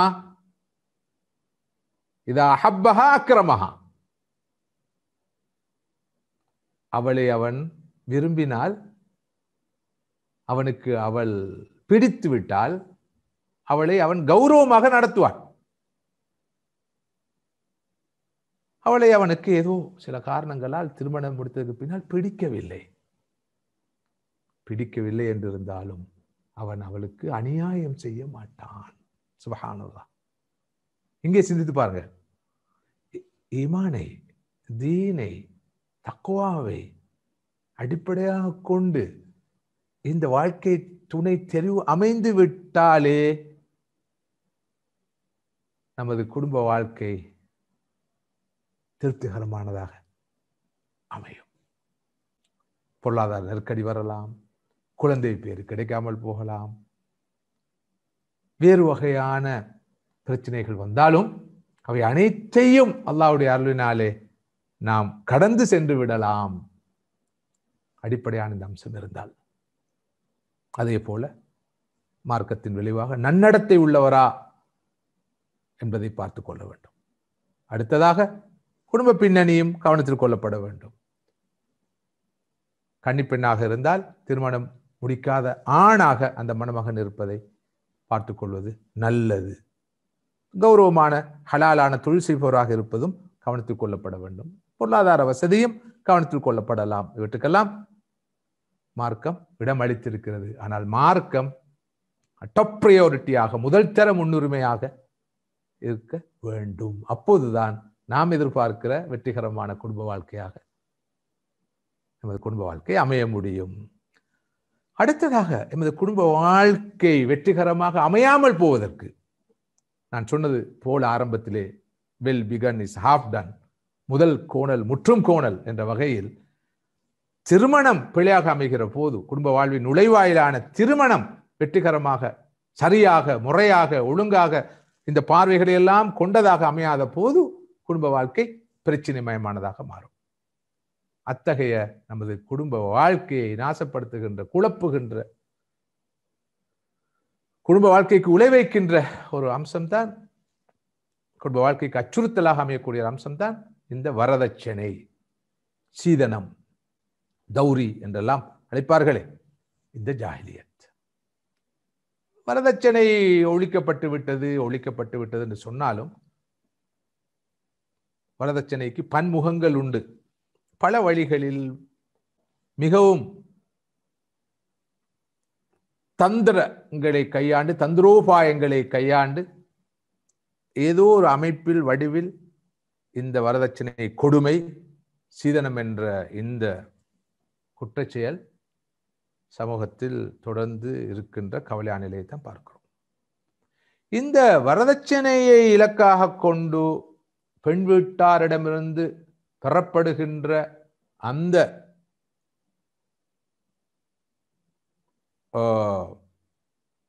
செல்வத்தை, பொருளை கவனத்தில் கொண்டு திருமணம் தீர்மானிக்கப்படுகிற போது எத்தனை விளைவுகள், பயங்கரமான பாதிப்புகள்.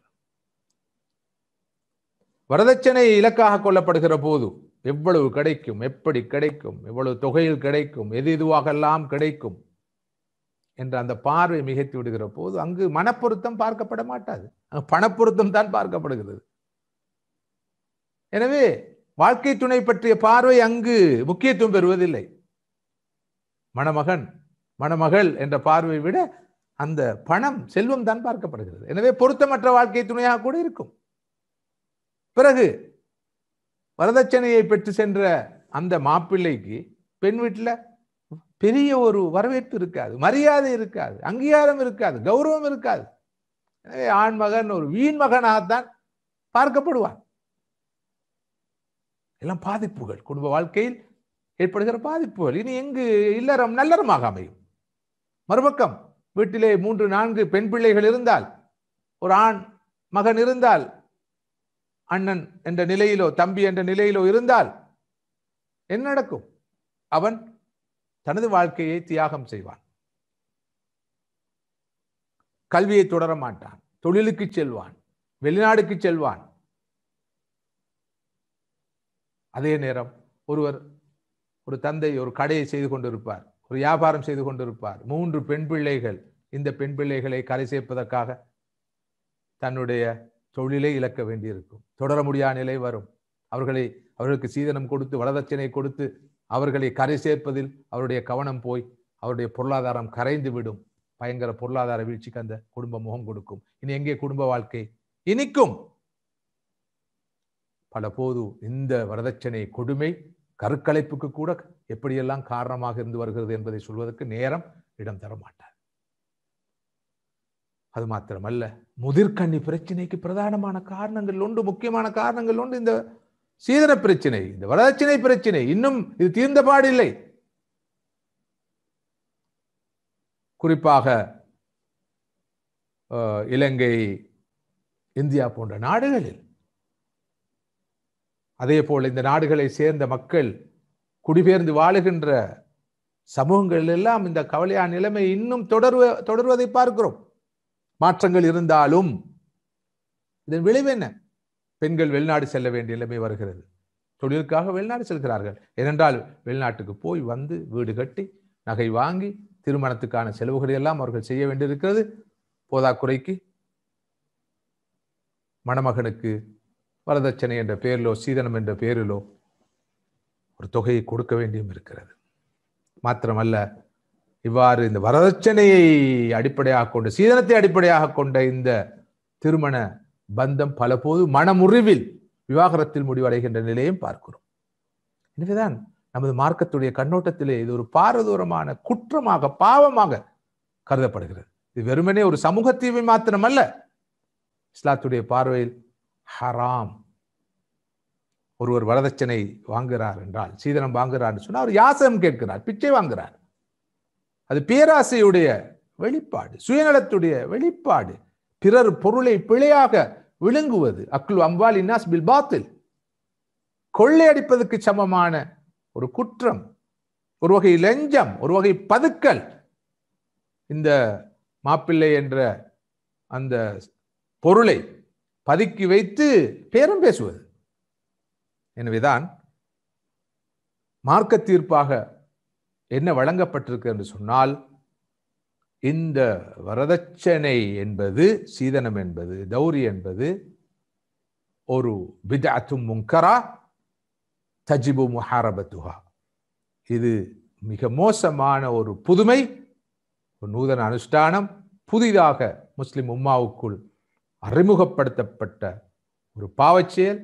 அதனை ஒழிப்பதற்காக உழைப்பது மார்க்க கடமை.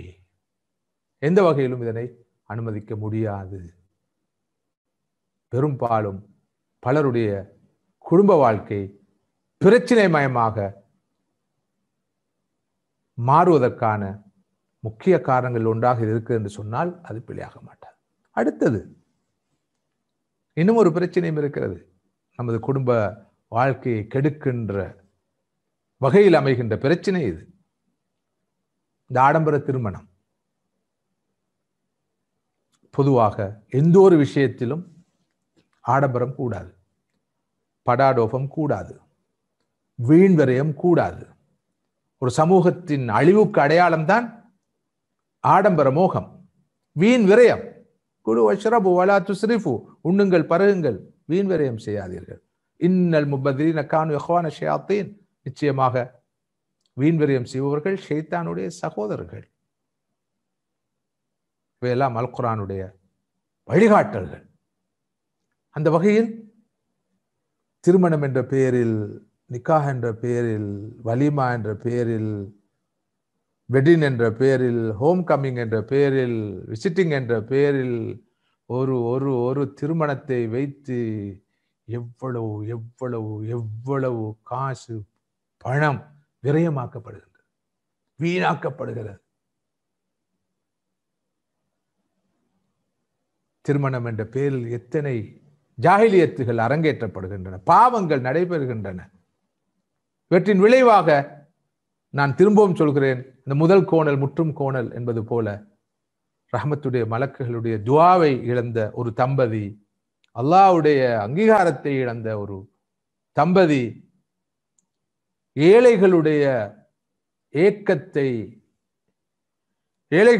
ஏக்கத்தின் காரணமாக ஏற்படுகின்ற தாக்கத்தை, பாதிப்பை அடைந்த ஒரு தம்பதி எப்படி சந்தோஷமாக வாழும், திருப்தியோடு வாழும், மனநிறைவோடு வாழும் என்பதை நாம் சிந்தித்து பார்க்க வேண்டும்.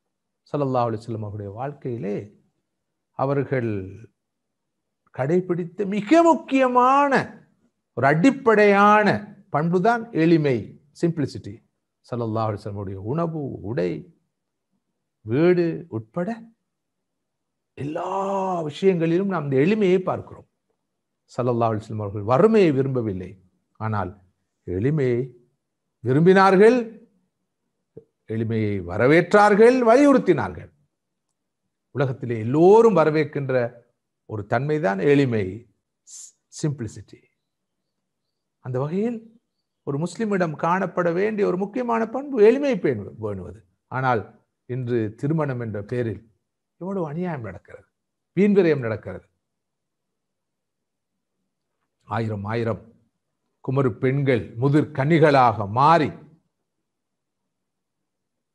கண்ணீரும் கம்பளையுமாக இருக்கின்ற நேரத்திலே ஒரு சாரார் அல்லாஹ் தமக்கு அமானிதமாக தந்திருக்கின்ற செல்வத்தை, பணத்தை எப்படியெல்லாம் திமிரோடு, ஆணவத்தோடு, அகங்காரத்தோடு தமது செல்வச் செருக்கை வெளிக்காட்டும் வகையில் தமது பிள்ளைகளின் திருமணங்களின் போது கொட்டுகிறார்கள், செலவழிக்கிறார்கள், வீண்விரயம் செய்கிறார்கள் என்பதை பார்க்கிறோம். இத்தகைய நிலையிலே நடந்த திருமணங்களிலே பரக்கத்தை எதிர்பார்க்க முடியாது. எனவேதான் நாம் பலபோது கவனித்திருக்கிறோம், அவதானித்திருக்கிறோம். இவ்வாறு அட்டகாசமாக நடந்த, பெரும் செலவுகளோடு நடந்த திருமணங்கள் கூடாக இணைந்த தம்பதிகளுக்கு மத்தியில் பலபோது பிரச்சினைகள், முரண்பாடுகள் வெடிக்கின்றன, விளைவுகள் மோசமாக அமைந்து முடிகின்றன. பரக்கத்தை இழந்த திருமணங்களாக அவை மாறிவிடுகின்றன. திருமணங்களிலே அதிக பரக்கத்து கூடிய திருமணம் செலவு குறைந்த திருமணம், குறைந்த செலவிலே நடந்த திருமணம். குடும்ப வாழ்க்கையை மகிழ்ச்சிகரமாக அமைத்துக் கொள்வதற்கு இந்த ஆரம்ப விஷயங்களை நாம் பேண வேண்டும். அதனை தொடர்ந்துதான் நாம் எதிர்பார்க்கின்ற அந்த சந்தோஷத்தை நாம் அனுபவிக்கலாம். அதே போல கணவன் மனைவி தனது உரிமைகள், கடமைகளை சரியாக தெரிந்து கொள்ள வேண்டும். இது பற்றி நான் மிகவும் சுருக்கமாக இங்கே சொல்கிறேன். அந்த வகையிலே ஒரு கணவன் மனைவியோடும், ஒரு மனைவி கணவனோடும் மஅரூஃபாக நடந்து கொள்ள வேண்டும். கணவன் மனைவி தொடர்பானது மஅரூஃபின் அடிப்படையில் அமைய வேண்டும். சாதாரணமாக நல்லுறவு என்று நாம் சொல்கிறோம். ஆனால் இந்த மஅரூஃப் வஆஷிருஹுன்ன பில் மஅரூஃப், குறிப்பாக சிறப்பாக ஆண்களாகிய நீங்கள் பெண்களோடு மஅரூஃபாக நடந்து கொள்ளுங்கள். இதற்கு பெரிய விளக்கம், இந்த குர்ஆன் ஆயத்துக்கு மிக விரிவான விளக்கங்கள் தஃசீர் ஆசிரியர்களால் வழங்கப்பட்டிருக்கின்றன. எப்படி மஅரூஃபாக நடந்து கொள்வதென்றால் என்ன? அவர்களுக்கு நன்மை செய்வது, உபகாரம் செய்வது, அவருடைய குற்றங்களை மறப்பது, மன்னிப்பது, கண்டுகொள்ளாமலே இருப்பது, கவனத்தில் எடுக்காமல் இருப்பது. மஅரூஃப் என்ற இந்த வார்த்தைக்கு சொல்லப்பட்டிருக்கிற விளக்கங்கள், அவை பற்றியெல்லாம் விரிவாக விளக்குவதற்கு எனக்கு நேரம் இடம் தர மாட்டார். அதே போல பரஸ்பர உரிமைகளிலே மிக முக்கியமான அம்சம்தான் இவையெல்லாம் மார்க்க கடமைகள். இவையெல்லாம் கவனத்தில் கொள்ளப்பட வேண்டும். நீங்களும் நமது வாழ்க்கையை கடைபிடிக்கிறோமா என்பதை நினைத்து பார்க்க வேண்டும். திருமணம் முடிக்க இருப்பவர்களுக்கு மாத்திரமல்ல இந்த வழிகாட்டல்கள், திருமணம் முடித்து வாழ்பவர்களுக்கு மிக முக்கியமாக இந்த வழிகாட்டல்கள் தேவைன்னு நினைக்கிறேன். உடலியல் தேவையை பூர்த்தி செய்வது, இது பற்றி விரிவாக கலந்துரையாட வேண்டும். இது பரஸ்பர உரிமைகள் சார்ந்த விஷயம். வாரிசு சொத்திலே பங்கு கொடுப்பது, நாம் நினைத்தவாறு சொத்துக்களை கையாள முடியாது, கையாளக்கூடாது. இஸ்லாம் சொல்லுகின்ற வாரிசு உரிமை சட்டங்களை பேணி சொத்து பங்கீடு நடக்க வேண்டும். அதே போல பெண் சுத்தம் பேண வேண்டும் என்று எதிர்பார்க்கிறோம். ஆணும் சுத்தமாக இருக்க வேண்டும். மனைவி அலங்காரமாக இருக்க வேண்டும் என்று எதிர்பார்க்கிறோம். கணவனும் ஆணும் தன்னை அலங்கரித்துக் கொள்ள வேண்டும். இப்னு அப்பாஸ் ரலியல்லாஹு அன்ஹுமா அவர்கள் சொல்வார்கள், எனது மனைவி எனக்கு முன்னால் அழகாக இருக்க வேண்டும், சுத்தமாக இருக்க வேண்டும் என்று நான் விரும்புகிறேன். அதே போல நானும் எனது மனைவிக்கு முன்னால் சுத்தம் பேண விரும்புகிறேன், அலங்காரமாக அழகாக இருக்க விரும்புகிறேன் என்று சொன்னார்கள். இது சாதாரண விஷயங்கள். குடும்ப வாழ்க்கையில் மனக்கசப்பு வருவதற்கு, அதிருப்தி வருவதற்கு, விரிசல் வருவதற்கு, முரண்பாடுகள் தோன்றுவதற்கு இப்படியான சாதாரண ஒரு அம்சம் போதுமானது. ஆனால் நமது தீனுடைய அழகை பாருங்கள், அற்புதமான மார்க்கம் இத்தகைய விஷயங்களை கூட அற்புதமாக நமக்கு சொல்லித் தருகிறது. எல்லா வழிகாட்டுகளும் தரப்பட்டிருக்கின்றன. அதே மாதிரி இரகசியம் பேணுவது, ஒரு கணவன் தனது மனைவியுடைய ரகசியங்களை கண்டிப்பாக கட்டாயமாக பேண வேண்டும். எவருடனும் பகிர்ந்து கொள்ளக்கூடாது, நண்பர்களாக இருந்தாலும். அதே போல் தான் ஒரு பெண்ணும் தன்னுடைய கணவனுடைய எல்லா ரகசியங்களையும் பேண கடமைப்பட்டிருக்கிறார். இவையெல்லாம் கவனித்துக் கொள்ளப்படுகிற போதுதான் நாம் எதிர்பார்க்கிற அந்த சந்தோஷம் நமது வாழ்க்கையில் வரும். அதே போல கணவனும் மனைவி மாத்திரம் சந்தோஷமாக இருந்தால் போதாது, புரிந்துணர்வோடு இருந்தால் போதாது. கணவனுடைய பெற்றோரை ஒரு பெண் உபசரிக்க வேண்டும், அரவணைக்க வேண்டும், ஆதரிக்க வேண்டும், அவர்களுக்கு உதவி உபகாரம் செய்ய வேண்டும். கணவனுடைய குடும்ப உறவுகளை பேண வேண்டும். மறுபக்கம் ஒரு ஆணும் தனது மனைவியுடைய பெற்றோரை தமது பெற்றோர் போல் கருதி அவர்களை ஆதரிக்க கடமைப்பட்டிருக்கிறார். மனைவியுடைய குடும்ப உறவுகளை பேண கடமைப்பட்டிருக்கிறார். இந்த பயிலரங்கின் ஆரம்ப நிகழ்விலே கலந்து கொண்ட ஒரு விருந்தினர் சொன்ன விஷயம் எனது நினைவுக்கு வருகிறது. யார் அதனை குறிப்பிட்டார் என்று உறுதியாக எனக்கு ஞாபகம் இல்லை. அது முக்கியமான ஒரு கருத்து. நான் நினைக்கிறேன் சகோதரி ஃபாத்திமா முசஃபர் அவர்களாக இருக்க வேண்டும். அதாவது திருமணத்தின் போது ஒரு ஆணும் பெண்ணும் இணைகிறார்கள் என்ற பார்வை, ஒரு மணமகனும் மணமகளும் தான் இணைகிறார்கள் என்ற பார்வை சரியான பார்வை அல்ல. இரண்டு குடும்பங்கள் இணைகின்றன என்ற இந்த உண்மை சரியாக புரியப்பட வேண்டும். இரண்டு குடும்பங்கள் இணைகின்றன. இந்த பார்வை இல்லாத நிலையிலே நடக்கின்ற திருமணங்கள் பல போது பிரச்சனைகளுக்கு முகம் கொடுக்கின்றன. அதன் விளைவாக அந்த குடும்பங்கள் பல்வேறு பிரச்சனைகளை எதிர்நோக்குகின்ற நிலைமை உருவாகிறது. எனவே இவையெல்லாம் பரஸ்பர உரிமைகளும் கடமைகளும். அதே போல கணவனுக்கு என்று சில கடமைகள் இருக்கின்றன. குடும்ப செலவுகளை அவர் கண்டிப்பாக பொறுப்பேற்க வேண்டும். அவருடைய மார்க்க கடமை தனது மனைவிக்கு மகரை கொடுக்க வேண்டும், கிஸ்வா என்ற உடையை கொடுக்க வேண்டும், நஃபக்கா என்ற செலவீனங்களை கொடுக்க வேண்டும். இவை அனைத்தும் வழங்கப்பட வேண்டும். இது ஆணுக்குள்ள கடமை. பெண் கண்டிப்பாக தொழில் செய்ய வேண்டும், உழைக்க செல்ல வேண்டும், வருமானம் தேட வேண்டும் என்ற கடப்பாடு அந்த பெண்ணுக்கு இல்லை. விரும்பினால் உழைப்பில் ஈடுபடலாம், விரும்பாத போது அவளை கவனிக்கின்ற, குடும்பத்தை கவனிக்கின்ற முழு கடப்பாடும் ஆணுக்குத்தான் இருக்கிறது. எந்த அளவுக்கு என்றால் ஒரு பெண் சமைக்காமல் இருப்பதற்கு கூட மார்க்கத்தில் இடம் இருக்கிறது. நான் சமைக்க முடியாது என்று சொல்வதற்கான அனுமதி இருக்கிறது. எனது பிள்ளைக்கு நான் பால் கொடுக்க மாட்டேன் என்று சொல்வதற்கான அனுமதியை கூட மார்க்கம் வழங்கி இருக்கிறது. எனவே ஒரு பெண் வீட்டு விஷயங்களை பார்க்கிறாள் என்றால், சமைக்கிறாள் என்றால், பிள்ளைகளை எல்லாம் சரியாக கவனிக்கிறாள் என்று சொன்னால் அது அவளுடைய தாராளத்தன்மையை தான் காட்டுகிறது. ஒரு தீனுள்ள அஹ்லாக்குள்ள பெண் அப்படித்தான் நடந்து கொள்வாள். ஆனால் அவையெல்லாம் அந்த பெண்ணுடைய கட்டாய கடமைகள் என்று மார்க்கம் சொல்லவில்லை. இது பற்றி பின்னால் விரிவாக இன்ஷா அல்லாஹ் நாடினால் பார்ப்போம். உடல் உள்ள ரீதியாக தனது மனைவியை மகிழ்விக்கின்ற கடப்பாடு ஒரு கணவனுக்கு இருக்குது. உடல் ரீதியாக மாத்திரமல்ல, உள ரீதியாக சந்தோஷப்படுத்துகின்ற கடப்பாடும் ஒரு பெண்ணுக்கு இருக்கிறது. அதே போல அவள் படிப்பதற்கு, வாழ்க்கைக்கு தேவையான விஷயங்களை படிப்பதற்கு வழிகாட்டுகின்ற ஒரு பொறுப்பும் கடப்பாடும் ஒரு கணவனுக்கு இருக்கிறது. அதே போல நியாயமாக நீதியாக நடந்து கொள்வது, மனைவியுடைய குடும்பத்தாருக்கு உதவி செய்வது, உபகாரம் செய்வது, மன்னிப்பது, பொறுப்பது, இவையெல்லாம் கணவனுக்குள்ள கடமைகள். ஸல்லல்லாஹு அலைஹி வஸல்லம் வாழ்க்கையில் இந்த விஷயங்களை பார்க்கிறோம். நான் நினைக்கிறேன் நேரம் நிறைவு பெற்றுக் கொண்டிருக்கிறது.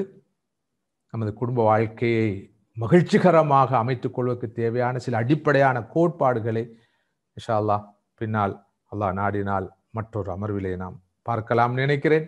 ஸல்லல்லாஹு அலைஹி வஸல்லம் வாழ்க்கையில் அவர்கள் தனது குடும்பத்தாரோடு, தனது மனைவிமாரோடு எப்படி அற்புதமாக நடந்து கொண்டார்கள், அவர்களுடைய அந்த நடத்தைகள் விளைவாக அவர்களுடைய குடும்ப வாழ்க்கை எந்த அளவு குதூகலமாக அமைந்தது, வெற்றிகரமாக அமைந்தது, மகிழ்ச்சிகரமாக அமைந்தது, திருப்தியானதாக, மனநிறைவோடு கூடியதாக அமைந்தது என்பதற்கு சீராவிலே இருந்து நிறைய உதாரணங்களை அடுக்கிக் கொண்டே போகலாம், சொல்லிக்கொண்டே போகலாம். அதற்குரிய சந்தர்ப்பம் இதுவல்ல நான் நினைக்கிறேன். அல்லாஹ் நாடினால் மற்றொரு சந்தர்ப்பத்தில் பார்க்கலாம். மனைவியுடைய கடமைகளும் உண்டு. கணவனுக்கு கட்டுப்படுவது, அவருடைய அனுமதி இல்லாமல் ஒரு சுன்னத்தான நோன்பு கூட நோக்காமல் இருப்பது, கணவனுக்கு உதவுவது, அவரை பராமரிப்பது, அவருக்கு விசுவாசமாக நடப்பது, கணவனுடைய குடும்பத்தாரை மதிப்பது, கவனிப்பது, இவையெல்லாம் மிக முக்கியமான விஷயங்கள். இறுதியாக நமது குடும்ப வாழ்க்கையை, அன்றாட நமது குடும்ப வாழ்க்கையை வெற்றிகரமாக அமைத்துக் கொள்வதற்கு தேவையான ஒரு முக்கியமான விஷயத்தை மாத்திரம் இன்றிலிருந்து நானும் நீங்களும் பிராக்டிஸ் பண்ண வேண்டிய, வாழ்க்கையில் கடைபிடிக்க வேண்டிய ஒரு விஷயத்தை மாத்திரம் சுருக்கமாக சொல்கிறேன். அதுதான் எமது கம்யூனிகேஷன், இன்டர் ஃபேமிலி கம்யூனிகேஷன் மிகச்சரியாக ஆரம்பமாக அமைய வேண்டும். என்ற இப்போது திருமணம் முடித்து விட்டோம், இனி நாம் ஆரம்பத்திலிருந்து யோசிக்க முடியாது. இப்போது இருக்கிற நிலைமையை சமாளித்து அழகான முறையில் ஒழுங்குபடுத்தி கொண்டு பயணிப்பதற்கு ஆரம்பமாக நமது அன்றாட வாழ்க்கையில் கடைபிடிக்க வேண்டிய மிகவும் நடைமுறை சாத்தியமான சில விஷயங்களை தொட்டு காட்டுகிறேன். மிக முக்கியமாக சாதாரண விஷயங்கள், இவற்றை நாம் கடைபிடிப்போம். முதலாவது ஆக்டிவ் லிஸ்னிங். கணவன் மனைவிக்கும், மனைவி கணவனுக்கும் காது கொடுப்பது. அல்லாஹு தஆலா ஒரு நாவை தந்திருக்கான், 2 காதுகளை தந்திருக்கிறான். ஒரு நாவைத்தான் தந்திருக்கிறான், காதுகள் 2ஐ தந்திருக்கிறான். எனவே பேசுவதை விட அதிகமாக நாம் கேட்க வேண்டும், செவிமடுக்க வேண்டும். எனவே கணவன் சொல்வதை கேட்க வேண்டும், மனைவி சொல்வதை கேட்க வேண்டும். அதில் மிக முக்கியமாக இந்த கண் வழி தொடர்பு, ஐ கான்டாக்ட் மிக முக்கியம். கணவன் மனைவியை பார்த்து பேச வேண்டும், அவள் சொல்வதை கேட்க வேண்டும். மனைவியும் அப்படித்தான். நாவுக்கு முன்னர் கண்கள் பேச வேண்டும், நாவுக்கு முன்னர் கண்கள் பேச வேண்டும். அடுத்ததாக இயல்பிலே குறைவாக பேசக்கூடியவர்கள் இருப்பார்கள், அவருடைய சுபாவம் அது. அவர்கள் குறைந்தபட்சம் இந்த காலத்தில் கடிதம் எழுதலாம், SMS கூடாக, வாட்ஸ்அப்பு கூடாக, இப்படி தனது வாழ்க்கை துணையோடு தன்னுடைய உணர்வுகளை பகிர்ந்து கொள்ளலாம், தனது உணர்வுகளை வெளிப்படுத்தலாம். அதே போல எப்போதும் நேர்மறையான பார்வை, தனது மனைவியை எப்போதும் நேர்மறையாக பார்ப்பது, உடன்பாடுகளை பார்ப்பது, முரண்பாடுகளை பார்ப்பதை விட அதே போல தனது கணவனை எப்போதும் நேர்மறையாக பார்க்க வேண்டும், அவரிடம் இருக்க நல்ல பக்கங்களை நினைத்து பார்க்க வேண்டும். இதற்கூடாகவும் ஒரு சந்தோஷமான வாழ்க்கை அமையும். அதே நேரம் ஆக முக்கியமான, மிக முக்கியமாக இந்த காலத்தை பொறுத்தவரையில் சற்று விரிவாக கலந்துரையாட வேண்டிய விஷயமா நான் தொட்டு காட்டுகிறேன். குடும்பத்துக்காக போதிய நேரம் ஒதுக்க வேண்டும். அது குவாலிட்டி டைமாக இருக்க வேண்டும். குடும்பத்துக்காக போதிய நேரத்தை ஒவ்வொரு நாளும் தெளிவாக, முடிவாக ஒதுக்கிவிட வேண்டும். மனைவிக்காகவும், பெற்றோருக்காகவும், தனது பிள்ளைகளுக்காகவும், பெற்றோருக்காகவும், பிள்ளைகளுக்காகவும், மனைவிக்காகவும் போதுமான, உண்மையான, தூய்மையான வகையிலே நேரத்தை ஒதுக்கிக் கொள்வதற்கு முதல் தர முன்னுரிமை கொடுக்க நாம் கடமைப்பட்டிருக்கிறோம். ஜஸாக்குமுல்லாஹு ஹைரன். அல்லாஹ் நாடினால் மற்றும் ஒரு அமர்விலே சந்திப்போம். ஜஸாக்குமுல்லாஹு ஹைரன். அஸ்ஸலாமு அலைக்கும் வரஹ்மத்துல்லாஹி.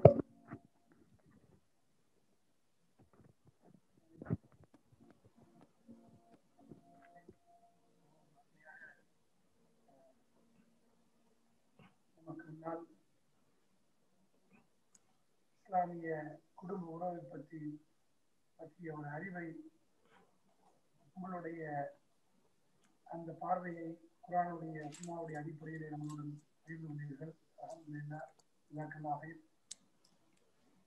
குறிப்பா இந்த காலத்துல நம்ம அதிகமா பார்க்கக்கூடிய ப்ராப்ளமே இந்த துணை துணையை தேர்வு செய்வதிலிருந்து ஆரம்பிக்குது. அதுல இருந்து ப்ராப்ளம் ஸ்டார்ட் ஆகி கொஞ்சமா அது பின்காலத்துல மிகப்பெரிய ஒரு விளைவை ஏற்படுத்தக்கூடியதா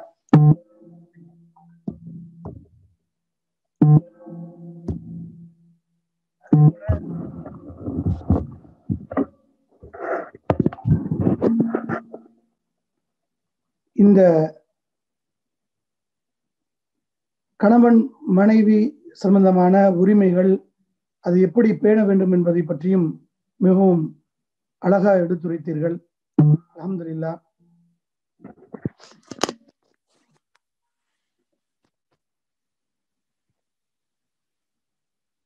அதை தொடர்ந்து நாம் இப்ப சில கேள்விகள் ஆடியன்ஸ் கேட்ட சில கேள்விகளை இன்ஷா அல்லாஹ் நாம் பார்க்க இருக்கிறோம்.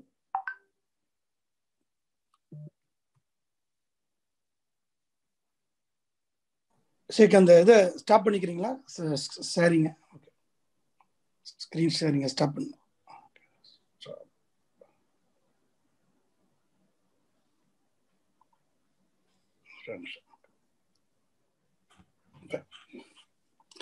இப்ப நமக்கு முன்னால கேட்கப்பட்ட சில கேள்விகளை நான் உங்களோட கேட்கிறேன். ஆடியன்ஸ் கேட்டது, அவங்க கேட்கறது வந்து பாத்தீங்கன்னா, மன உள பொருத்தம் எவ்வாறு பார்ப்பது அப்படின்னு ஒருத்தவங்க கேட்டிருக்காங்க. ஓகே, ஜஸாக்குமுல்லாஹ் ஹைரன். நமது குடும்ப வாழ்க்கை வெற்றிகரமாக அமைவதற்கு, திருப்திகரமாக அமைவதற்கு பார்க்கப்பட வேண்டிய, கவனத்தில் கொள்ளப்பட வேண்டிய விஷயங்களில் ஒன்றுதான் மன பொருத்தம், உளப்பொருத்தம் பார்க்கப்படுவது. உண்மையில் இது சிரம சாத்தியமான ஒரு விஷயம். எப்படி மனப்பொருத்தம் பார்ப்பது, உளப்பொருத்தம் பார்ப்பது என்று அதற்கென்று ஒரு கண்டிப்பாக ஒரு அழகான ஒரு கைட் உளவியல் அறிஞர்களையும் ஆன்மீகத்துறை அறிஞர்களையும் இணைத்து தயாரிக்கப்பட வேண்டும் என்ற ஒரு முன்மொழிவை இந்த சந்தர்ப்பத்தில் நான் முன்வைக்க விரும்புகிறேன். சகோதரர் இப்ராஹிம் அவர்களே, கண்டிப்பாக இந்த ப்ரீ மேரேஜ் கைடன்ஸ் சார்ந்த இந்த கோர்ஸாக இருக்கலாம், இது அல்லாத ஃபேமிலி லைஃபுக்கு தேவையான வழிகாட்டல்களை வழங்குகின்ற பயிற்சி பாடநெறியாக இருக்கலாம், வெறும் பயான்களாக, வெறும் மோட்டிவேஷனாக மாத்திரம் அமைவதனால் நாம் எதிர்பார்க்கிற அந்த விளைவுகளை காண முடியாது. இது ஒரு அருமையான அற்புதமான ஒரு கொஸ்டின் நான் நினைக்கிறேன். அதாவது ஏதோ எனக்கு தரப்பட்ட தலைப்புக்காக நான் பேசுவது மனப்பொருத்தம் பார்க்கப்பட வேண்டும், உளப்பொருத்தம் பார்க்கப்பட வேண்டும், எப்படி பார்ப்பது என்பது ஒரு உண்மையிலேயே ஒரு பெரிய விஷயம், சாதாரண விஷயம் அல்ல, சவாலான விஷயம். எனவே இங்கு இதை எப்படி பார்ப்பது என்பதற்கு தேவையான ஒரு ஒரு ஒரு மேனுவல் தயாரிக்கப்பட வேண்டும், ஒழுங்கு இருக்க வேண்டும். அப்ப அந்த வகையில் நான் நினைக்கிறேன், இந்த கவுன்சிலிங் சார்ந்த அல்லது சைக்காலஜி சார்ந்த ஒரு விஷயம் இது. நான் சில விஷயங்களை எனது மட்டத்தில் நாம் சொல்லலாம். பிராக்டிக்கலாக எங்களோட சமூகத்தில் இந்த பார்வை ஓரளவு இருக்குது, இல்லாமல் இல்லை. அந்த குடும்பத்தை சேர்ந்தவர்களுடைய நேச்சர் என்னன்னு சொல்வார்கள். அவர்கள் உதாரணமாக சொல்வார்கள், சாதாரணமாக பையன் நல்ல பையன்தான், அந்த குடும்பத்துல எல்லாரும் கொஞ்சம் ஹாட் டெம்பர், முன்கோபிகள், வாப்போம் அப்படி பையனை அப்படித்தான் நினைக்கிறேன், கொஞ்சம் பார்த்து கொண்டா நல்லது என்று. இதெல்லாம் மிக சாதாரண எளிமையான பார்வைகள். இது போதாது. ஒரு ஒரு ஒரு பெண் பிள்ளையை போய் பார்த்து சாதுவான பிள்ளைன்னு சொல்கிறார்கள். நான் அடிக்கடி சொல்வது உண்டு. ஒரு நாளும் ஒரு ஒரு பெண் பிள்ளைய அந்த சொல்லுவாங்க, நம்ம ஊர்ல சொல்லுவாங்க பொன் பார்க்க போறது என்று சொல்லி, பொன் பார்க்க போய் அவ ரொம்ப அடக்கமா அமைதியா இருப்பா. அது உண்மையிலேயே அவளுடைய சுபாவம் அல்ல, இயல்பு அல்ல. வந்து சொல்வார்கள், ஷே அற்புதமான பிள்ளை, அமைதியா இருக்கிறா, ரொம்ப அடக்கமா இருக்கிறா, அவ பேசுறது கூட காதுல விழுதில்லை, அந்த அளவுக்கு அடக்க. ஆனா உண்மை அதுவும் அல்ல, அவ ரொம்பவே டோக்கட்டிவான ஒரு பெண்ணா தான் இருப்பா, ஆனா அந்த நேரத்துல அடக்கமா இருப்பா. இப்ப இவருடைய தன்மை என்ன? இப்போ ஒரு ஒரு ஒரு ஒரு ஒரு பையன் இருப்பான், அவருடைய சுபாவம் என்னன்னா அதிகமா பேசுற ஆட்களை பிடிக்காது அவருக்கு. அப்ப அவருக்கு அமைகிற பெண் வடவளா கொலகொலாண்டு ஒரே பேசுறா.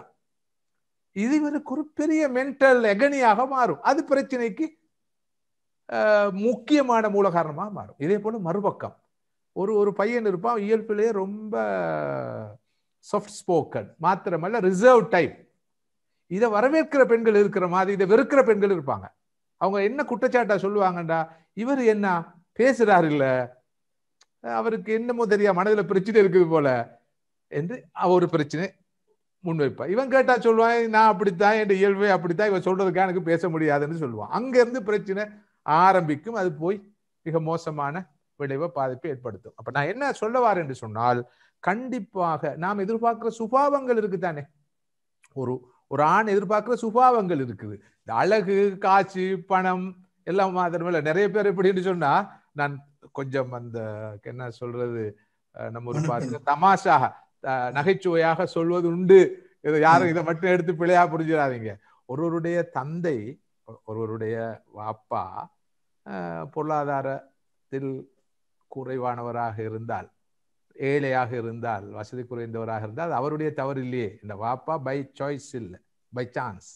ஆனா ஒருவருடைய மாமனார் பொருளாதார வசதி இல்லாதவராக இருந்தால் இவருடைய முட்டாள்தனம், இவருடைய சாய்ஸ் மாமனார்.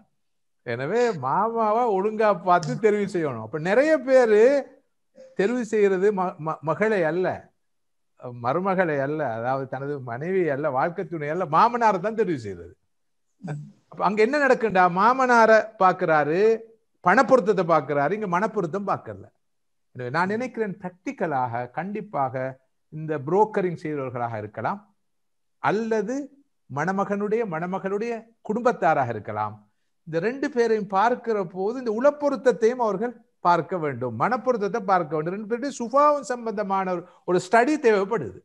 எனவே இதற்கு அந்த திருமணம் நடக்கக்கூடிய சந்தர்ப்பத்தில், பேச்சுவார்த்தை முடிவடைய போகின்ற நேரத்தில், நிச்சயதார்த்தம் நடக்கக்கூடிய சந்தர்ப்பம் வருவதற்கு முன்னால் கண்டிப்பாக ஒரு உளவள ஆலோசனை வழங்குகின்ற அந்த துறையில் ஈடுபாடு உடைய குடும்பத்தில் உள்ள அல்லது சமூகத்தில் உள்ள ஒருவரையும் இணைத்து கொண்டு அந்த மணமகனோடும் கதைத்து பேசி கலந்துரையாடி, அந்த மணமகளோடும் பேசி கலந்துரையாடி, இவருடைய சுபாவங்களையும் புரிந்து, எஸ் பணப்பொருத்தம் இருக்குது, அந்த பொருத்தம் இருக்குது, எல்லா பொருத்தம் இருக்குது, பெரும்பாலும் அல்லாஹ்வுடைய கிருபையினால் ரெண்டு பேருடைய நேச்சரும் ஒத்து வரும் என்பதை தீர்மானிக்கணும். இந்த சாதாரண பார்வையில பெற்றோர் பார்க்க வேண்டும், சகோதரிகள் பார்க்க வேண்டும். இதனை ப்ரொஃபஷனல் பார்வையில் பார்க்கின்ற ஒருவரும் இதில் இணைந்து கொள்வதுதான் நான் நினைக்கிறேன் நாம் எதிர்பார்க்கிற இந்த மனப்பொருத்தம் பார்க்கப்படுவது சாத்தியப்பட முடியும்.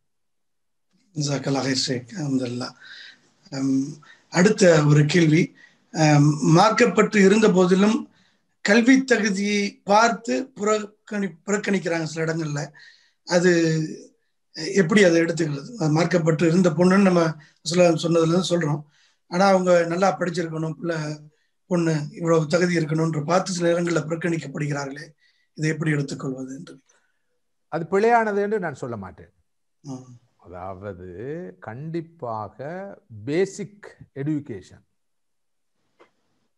ஒரு குறைந்தபட்ச கல்வி தகமை என்பது குடும்ப வாழ்க்கைக்கு இன்றியமையாதது. பலபோது குடும்ப வாழ்க்கையில் பிரச்சனைகள் தோன்றுவதற்கு ஆன காரணங்களில் ஒன்று கல்வி அறிவு இன்மை. நாம் அடிக்கடி சொல்கின்ற ஒரு விஷயம் இருக்கிறது, இன்று எல்லாம் கோஸாக மாறி இருக்குது, எல்லாமே கோஸ். இப்ப இதுவும் கோஸ் தானே, எல்லாம் கோஸாக மாறி இருக்கிறது. ஆனா அண்மை காலம் வரைக்கும் குடும்ப வாழ்க்கையை எப்படி அமைத்துக் கொள்வது, ஒரு கணவன் எப்படி கணவனாக வாழ்வது, ஒரு பெண் எப்படி மனைவியாக வாழ்வது, ஒரு தாய் எப்படி உண்மையான தாயாக இருப்பது, ஒரு எப்படி ஐடியல் தகப்பனாக இருப்பது என்பதற்கு தேவையான வழிகாட்டல்கள் முறையாக சரியாக ஒழுங்காக ஒரு கல்வியாக போதிக்கப்படவில்லை.